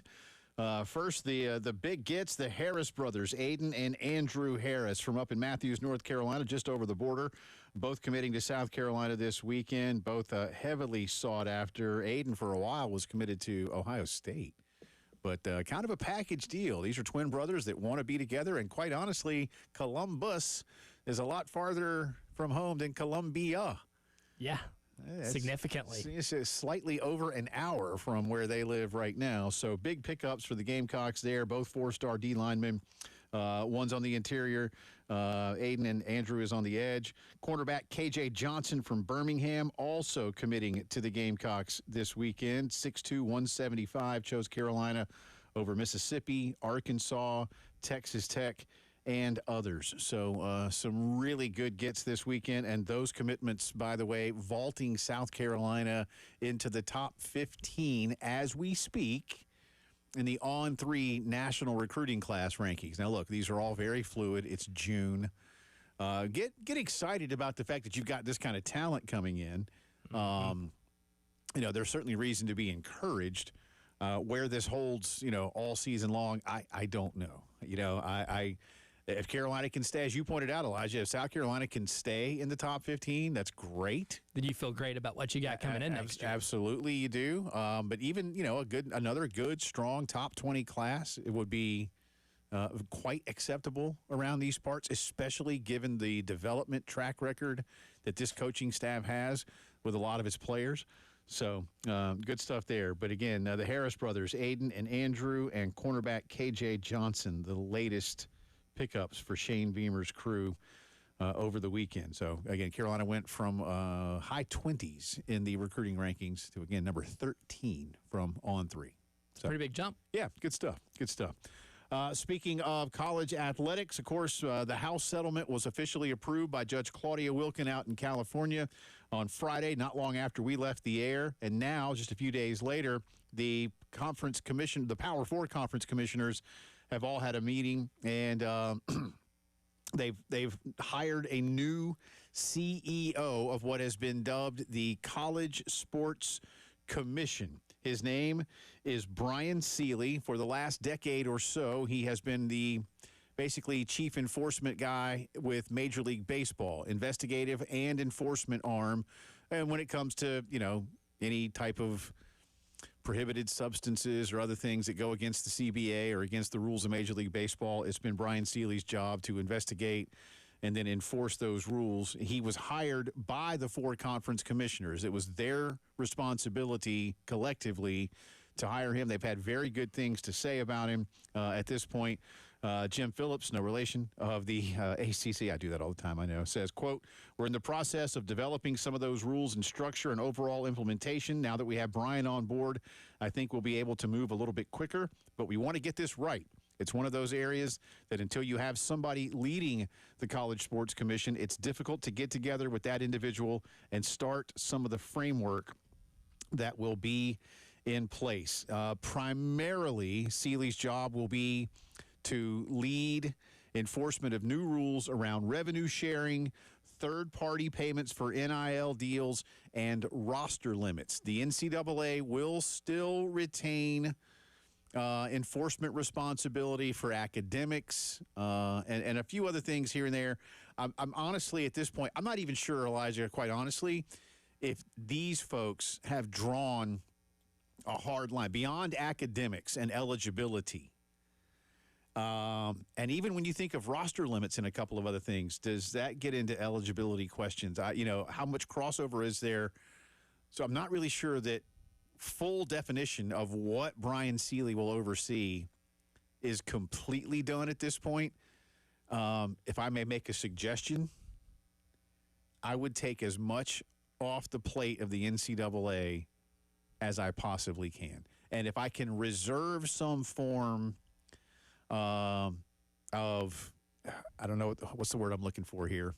If I can find a way to say, all right, we're going to start you, Brian, with these things, but once you get up and running, then we're going to add a couple of more things there. So if I can just reserve some time to allow this to grow and breathe, and if he feels comfortable with it, then let's give him more to do. Because as you and I talked about earlier, and we've heard from fans and media and a lot of others alike, even some coaches, we need a person who is truly in charge of enforcing the rules and not these long, drawn out, I don't want to say unprecedented, but non-precedented. I am drawing that semantic line. Not precedent following. Yeah.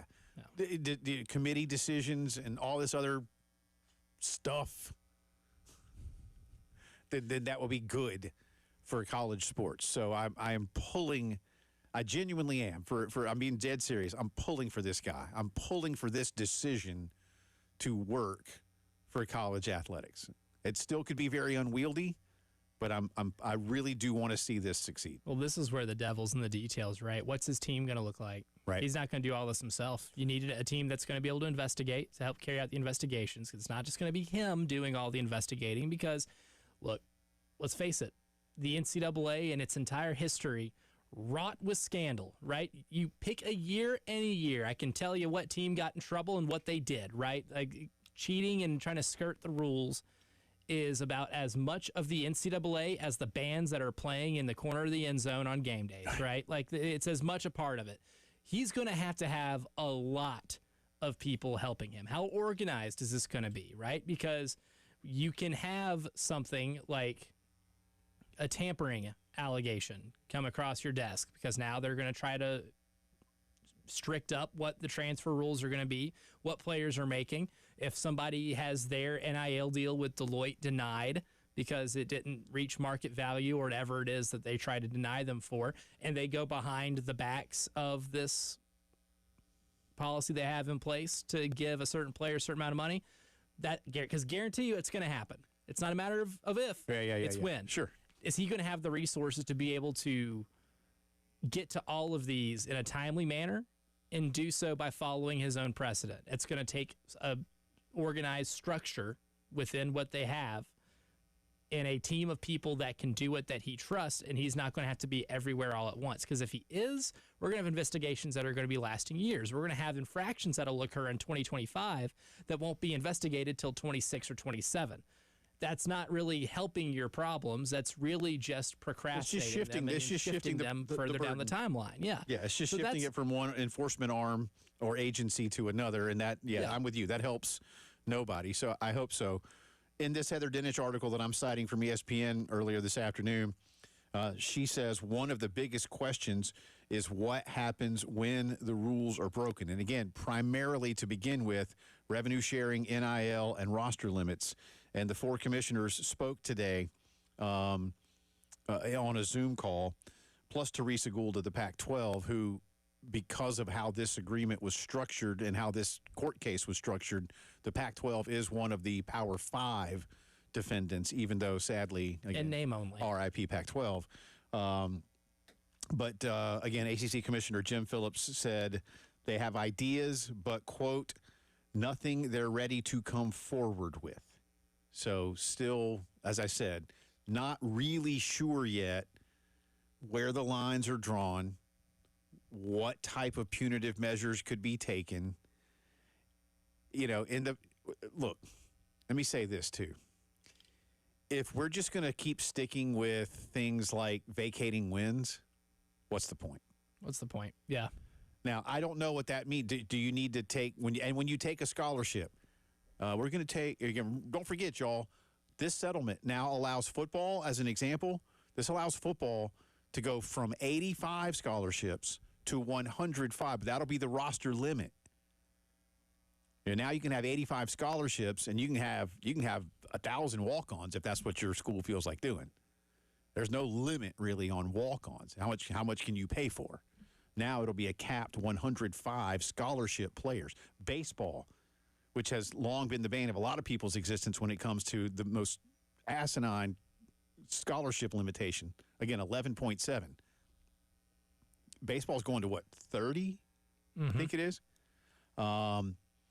You know, but how many do you take if somebody does something wrong? You know, what does that look like? As I said, we don't know yet. Well, that's the thing. It's great, you know, having Brian Seeley in a position of power that people have been wanting to see a position of power reformed is great. Here's the bad part. There's only one of him. Right. And there are a lot of schools that break rules. And there's a lot of people that are going to throw a fit when the first NIL deal that Deloitte turns down goes down. And how are you going to be able to handle that and justify how you levy certain punishments based on the severity of the infractions? Brett Yormark of the Big 12 says that this system now is, quote, progress over perfection. I love buzz phrases. He came up with a good one. I guarantee you he was practicing that in the mirror before he got in front of a microphone. Progress and said over that. perfection, and added, our schools want rules, and we're providing rules, and we will be governed by those rules. And if you break those rules, the ramifications will be punitive. That sounds awesome. That does. Guess who's still going to try to break these rules? Yeah. All of your members. And I don't most of your get member punitive schools. how? Oh, hey, Big State U, you will vacate all of those wins, and you're losing 3 scholarships. It'll do nothing. And we're finding you $10,000. You know, there's another thing too, is the fines. The right? fines, Yeah, yeah. I mean, 25 grand. Fines have to be heavier. Yeah. Yeah, again, add some zeros if you want. And I don't want 10 grand to 100 grand. No, 100 grand to $1 million. Now you're talking. You know, even higher. $1 million can get you a pretty good linebacker. And what if it's Schools and don't wanna what pay if, that. you know? And here's the thing too. Seriously, I mean, we should probably hold this for another segment. But hey, you can pay 20.5, right? And that goes up 4% a year, by the way, over the life of this settlement, which is only a 10-year settlement. Don't forget, this is not perpetuity. Next year, you don't get your 4%, or next year you lose $1 million off your total pool. I don't know.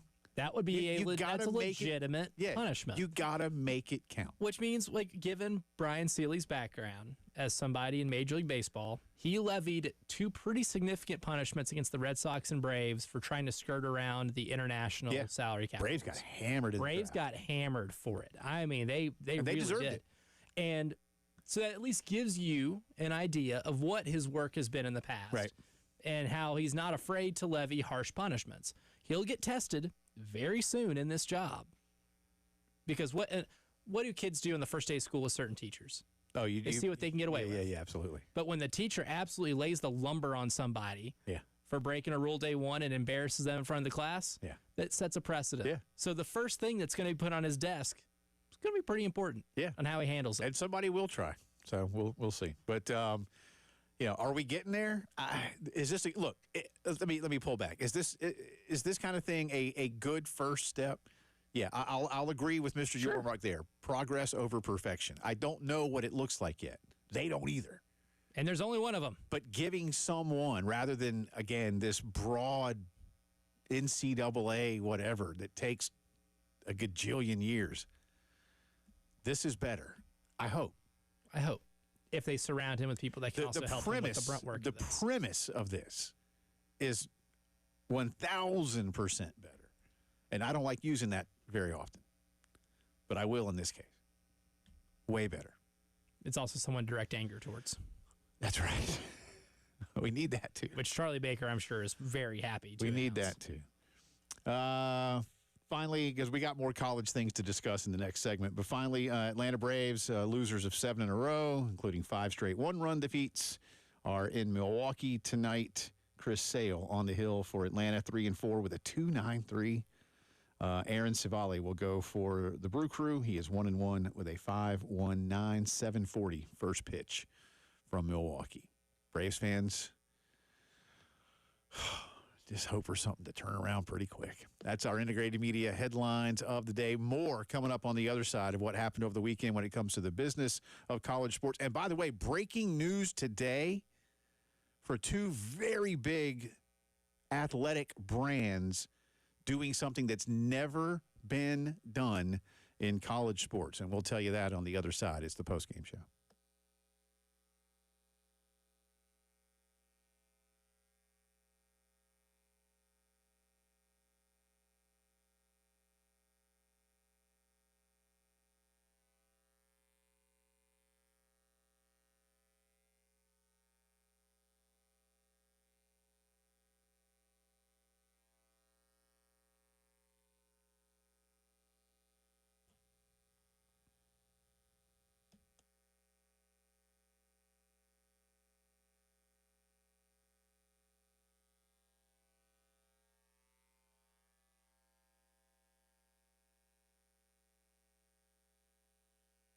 Waking up a little stiff in the mornings, a little neck pain. You know, that kind of feeling. Might be time to get to the Joint Chiropractic Centers if you've been bothered by back, neck, shoulder, or joint pain.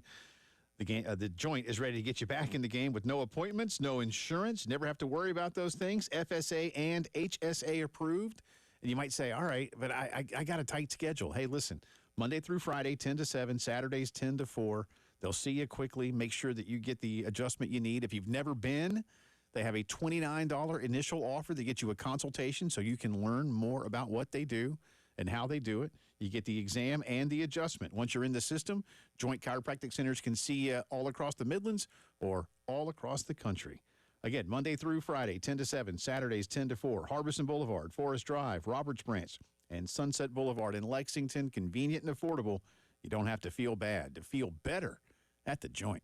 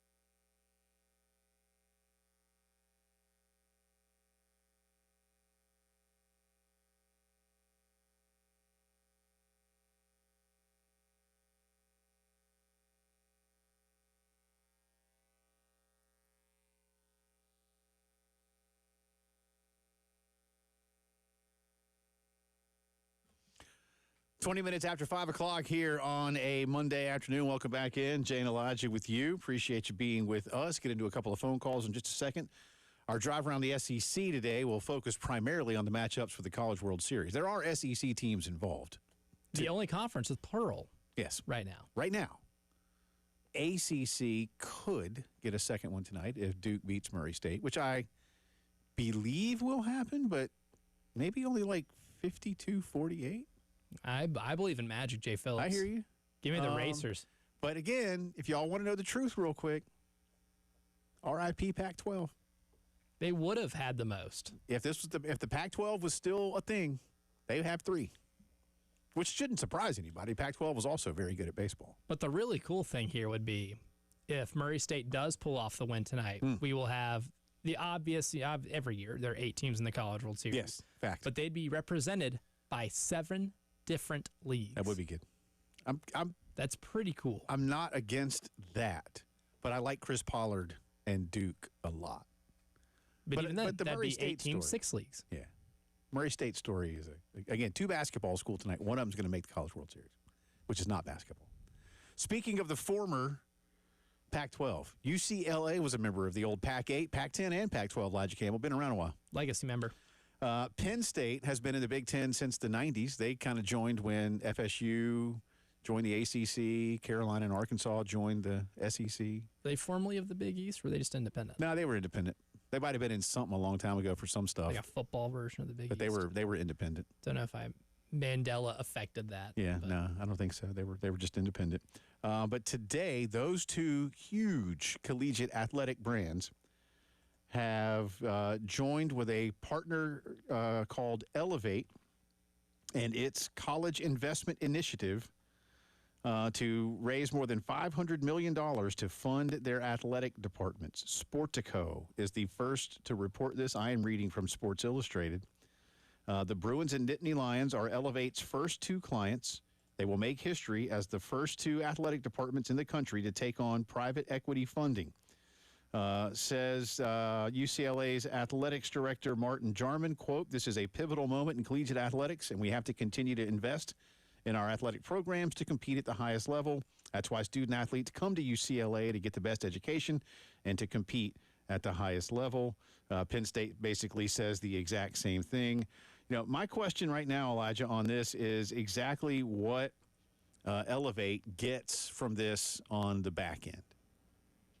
I guess they're getting a nice cut of UCLA and Penn State revenues, but they'll want to make their money back and then some. This isn't like, hey, here you go.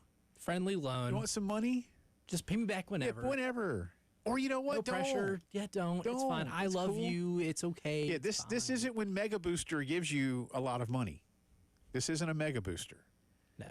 They will demand their money back at some point. And I imagine that some pen to paper has been signed that allows them to demand their money back and then some. Probably through some aggressive means. I think this is still a very slippery slope.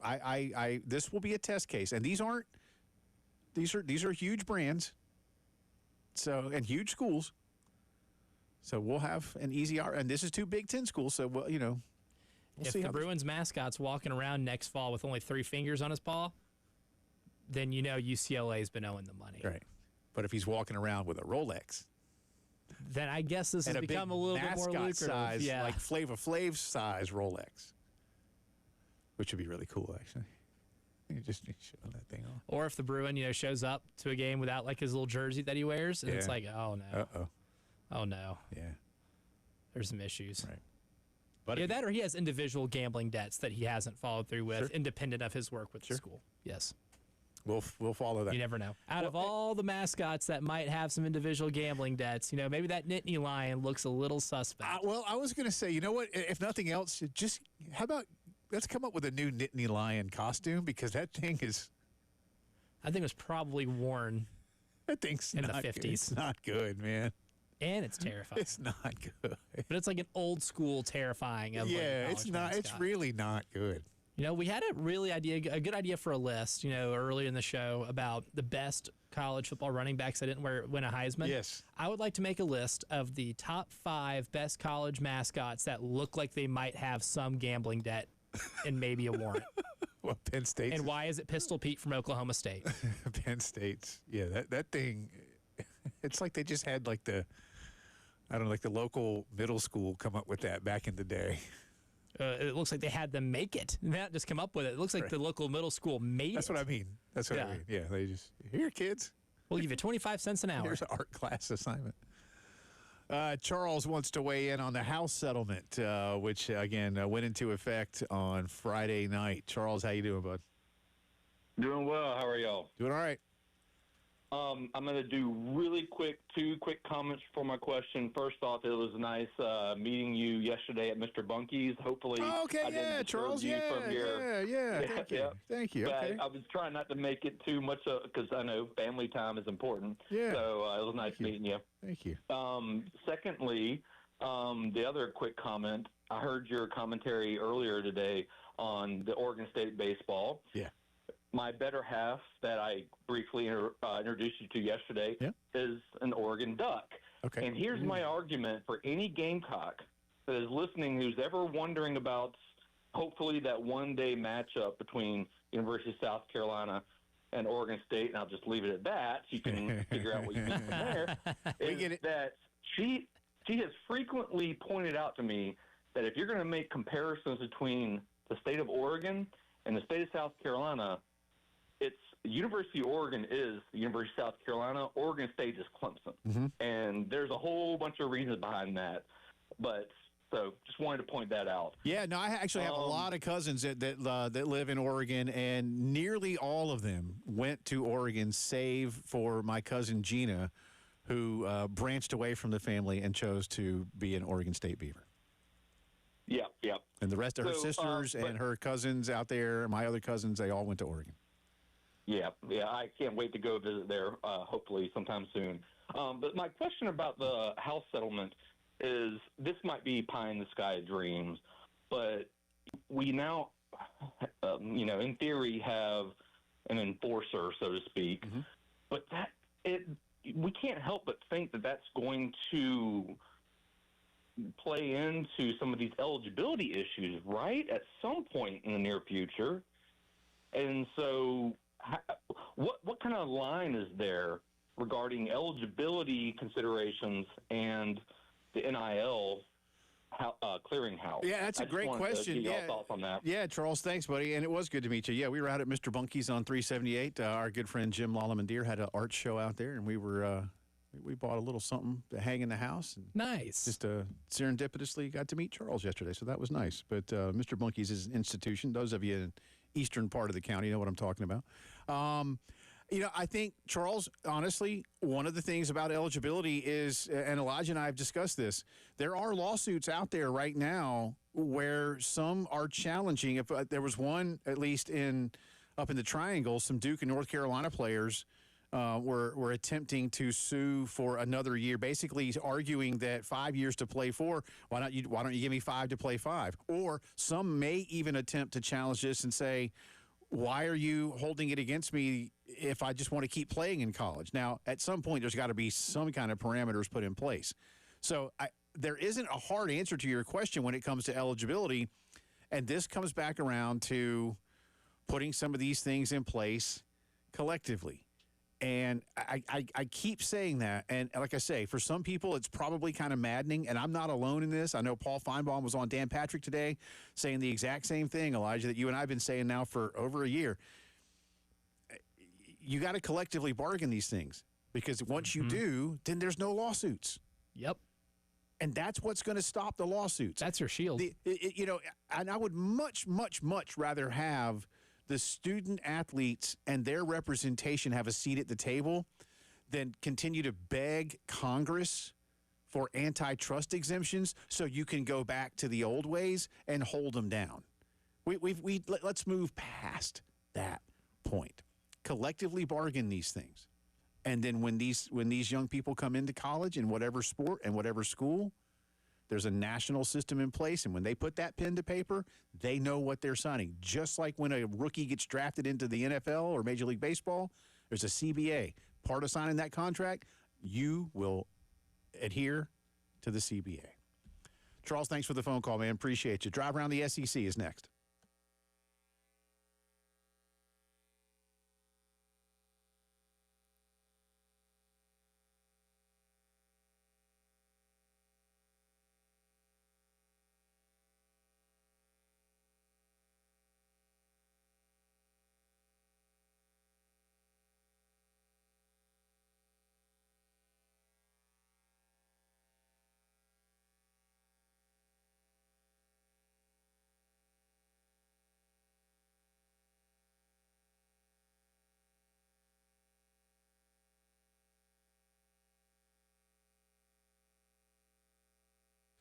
Guys, when you get a little bit older, things not like they used to be in the, bedroom, at the gym, working in the backyard, working at the office, brain fog, or a host of other things physically, mentally, physiologically. Listen, a lot of those things just aren't going to go away as you get older. What you need to do is see Dr. Dan Balknight and his team at the men's clinic, get that one-on-one consultation, and get a specific treatment for your needs. No magic pills. No athletes telling you to take this while you're out on the golf course. No, instead, These are medical professionals that have been doing this for years and years with proven results. Don't be the guy that's embarrassed. Don't be the guy that says, my dad never went to the doctor. I don't need to go to the doctor. No. Do it for yourself. Do it for your family. Set up that consultation. Get back to feeling the way you want to. 803-875-MENS. And online to learn more, themensclinicsc.com.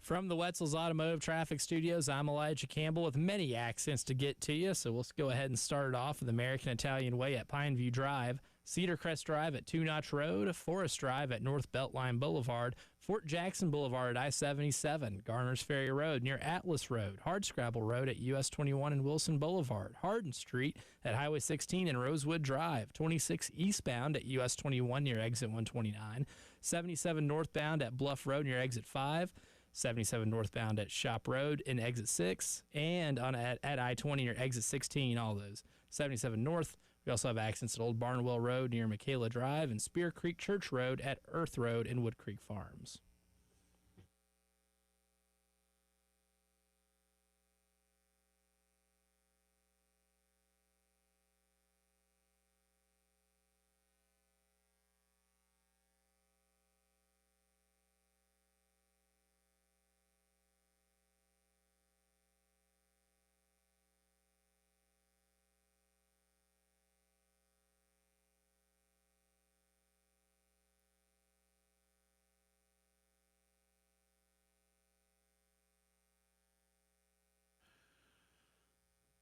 Welcome back in. Drive around the SEC time here on a Monday. Jay and Elijah with you. Elijah just told me about this. The University of Louisville is hiring longtime Kentucky assistant in football, Vince Marrow, to become the Cardinals' general manager.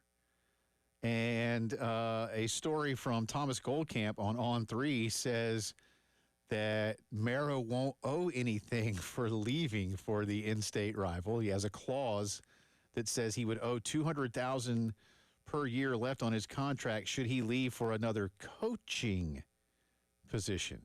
Loophole. But because this is not a coaching position, he will not have to pay Kentucky His contract runs through 2026. He's been a big part of what Mark Stoops has been doing, and he's an excellent recruiter. Been at Kentucky in some capacity since 2013. Wow. A little bluegrass betrayal. Wow. Got to think Louisville is paying him a lot of money. Has to. See what he makes right now. He makes about $300,000 a year. That's all he's making. That's about right. Yeah. I mean, that's a nice salary. Don't get me wrong. I'll take it. Yeah, sure. If he doesn't want it, Sure. I mean, we can trade salaries, which I'm sure is a very enticing deal for him. Interesting little story there.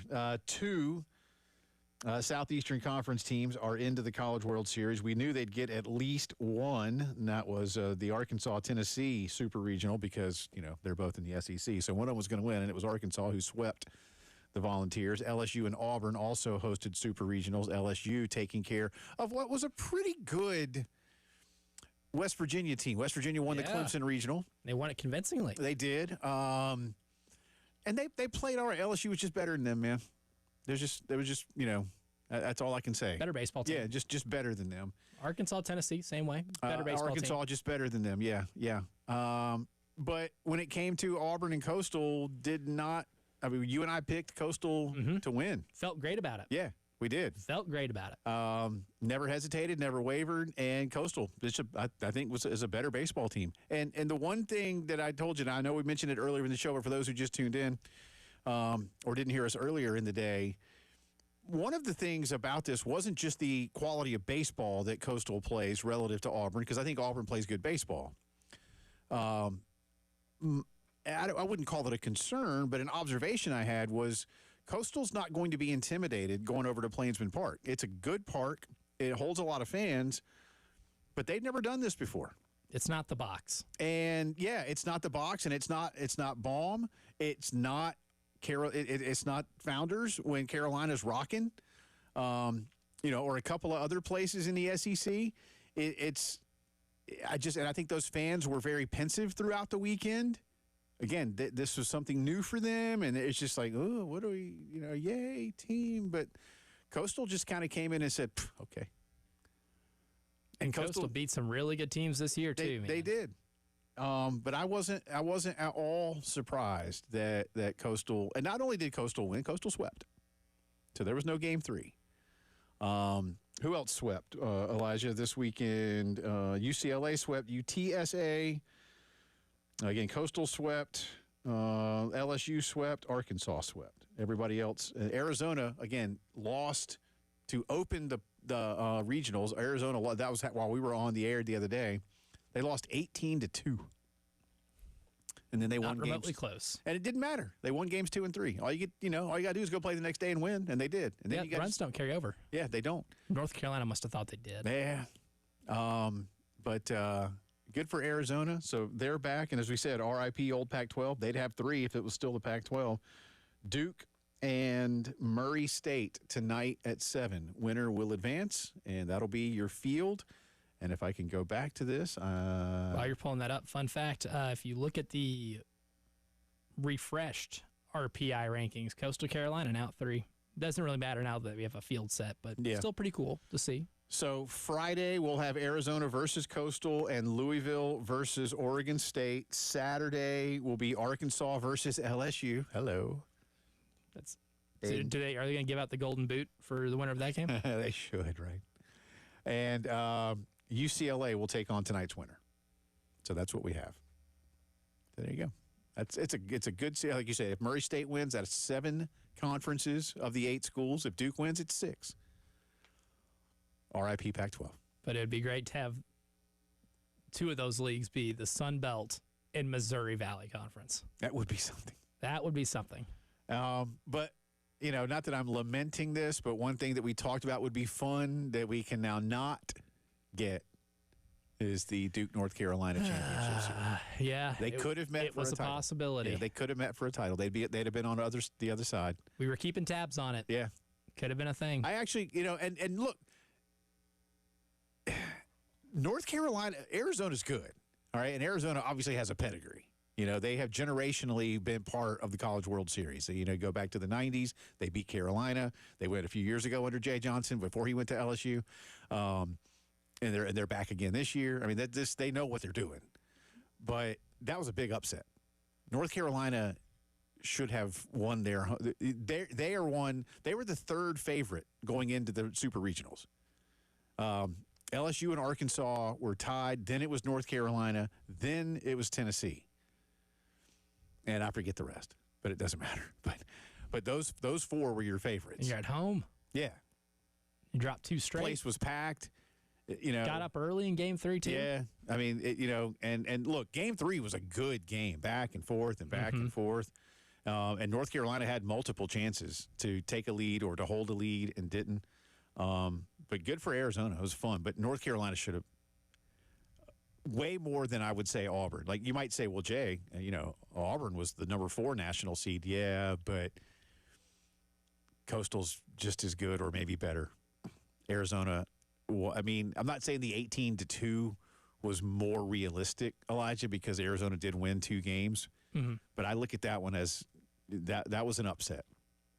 That was an upset. I don't think Coastal beating Auburn is much of an upset. It's an upset on paper. On paper, yeah, I get that part. But from a baseball standpoint, nah. Coastal's that good.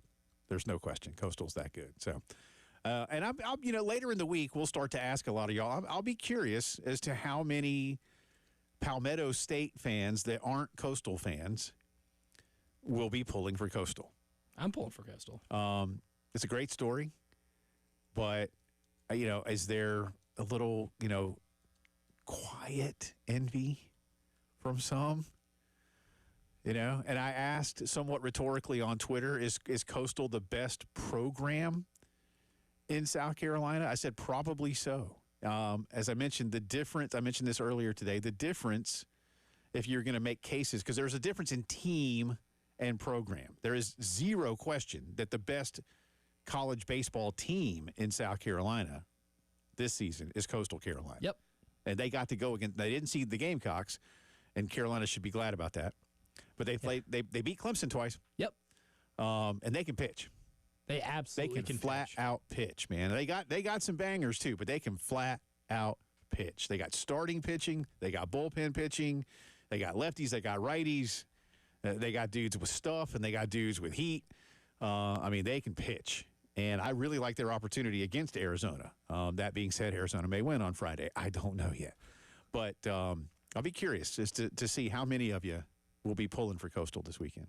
And Walker Mitchell, River Bluff High School graduate, teammates with Bo Hollins on that River Bluff team that won state a couple of years ago. Yeah. That kid is having an awesome run right now. But, had a great weekend. Best program, that's harder to measure in the sense that there's still a Sun Belt program that has budgetary limitations that the SEC and ACC schools do not. But how they run it and what they've done to prioritize baseball on their campus is tremendous. Again, this is a school that has won the College World Series, as all of you know, so no strangers to what it takes to get it done at the highest level. And now here's their opportunity again. Not gonna stun me if they advance a little bit, man. Not in the least. I almost expect them to. I kind of do too.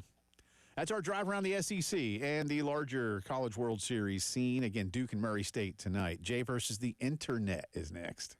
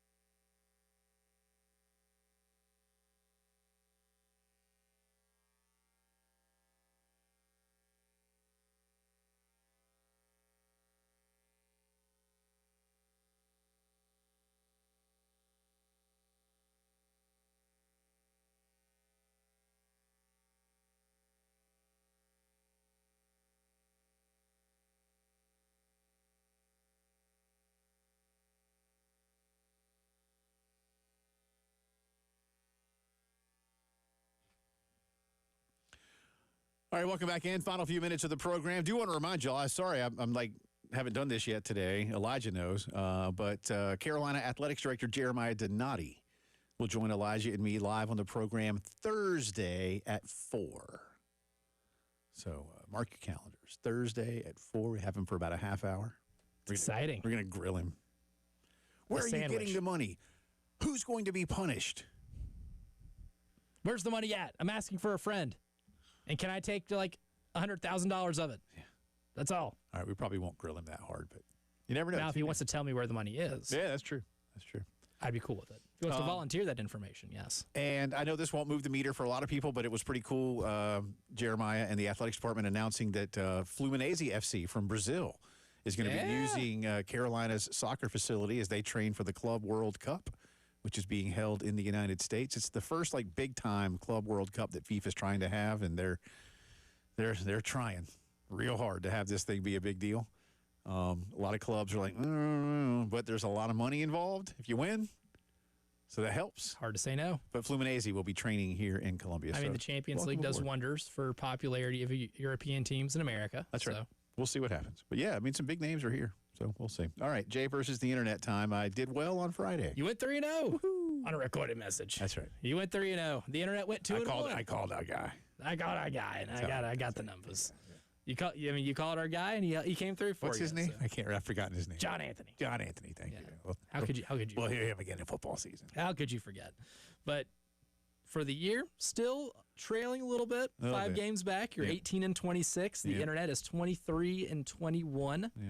But if you keep making ground, that's the goal. Avoid 0-3 nights, then I think you're going to be in a pretty decent position. Right. So we'll start number 1. Yep. Straight up, who wins? Duke Murray State with a trip to Omaha on the line. Again, I'm going to give the nod to Duke. By the way, Duke is the home team at home, which is good. How it should be. But I will go, again, I'm like 52-48, but Duke. The Internet, 58% of the vote, Murray State. I figured as much. Believing in magic. I figured as much. And I love it. Again, Murray State beat Mississippi last week, 12-11 in Oxford. And they just got to score 19 against Duke. They can hit. Yeah, they can score runs. They rake. Yeah. And who wins tonight's Game 3 in the Stanley Cup Final between the Oilers and Panthers in Florida? The last 2 games, these teams have produced 3 overtimes. It's 1-1, right? 1-1. Yeah. Florida at home tonight. The Panthers still just feel inevitable. Florida at home. I hate it because I don't love rewarding fan bases who just don't show up to big games. And now they show up, but like Eastern Conference Finals tickets shouldn't be sold for like $45. No. Well, I mean, look at where they are. They're not really in Miami. They're in Sunrise, yeah. Yeah. I mean, they're like an hour from Miami. They're just kind of in a place. Don't love it. Yeah. I mean, I think that really is like Bon Secours Wellness Center. I think like tomorrow they do have water bingo. Water bingo. Or water aerobics. Water bingo would be pretty wild. Well, they play bingo while they're doing water aerobics. And then in 24 hours they host Game 3 of the Stanley Cup Final. Get you a venue that can do it all. That's a venue that can do it all. And lastly, your beloved Atlanta Braves. Not good. But they're only averaging a smidge over 4 runs per game this year. So I'm setting the over-under on Braves runs against the Brewers tonight at 4.5. Under. The Braves are going to win 4-3. He says under. The Internet also says under. 72% of the vote. Oh, and for Panthers Oilers, 73% said Panthers. Okay. Well, then, if I get duked, then you gain another game. We'll see what then happens. You're only 4 back. That's not too bad. Appreciate y'all. For Elijah, I'm Jay. See ya.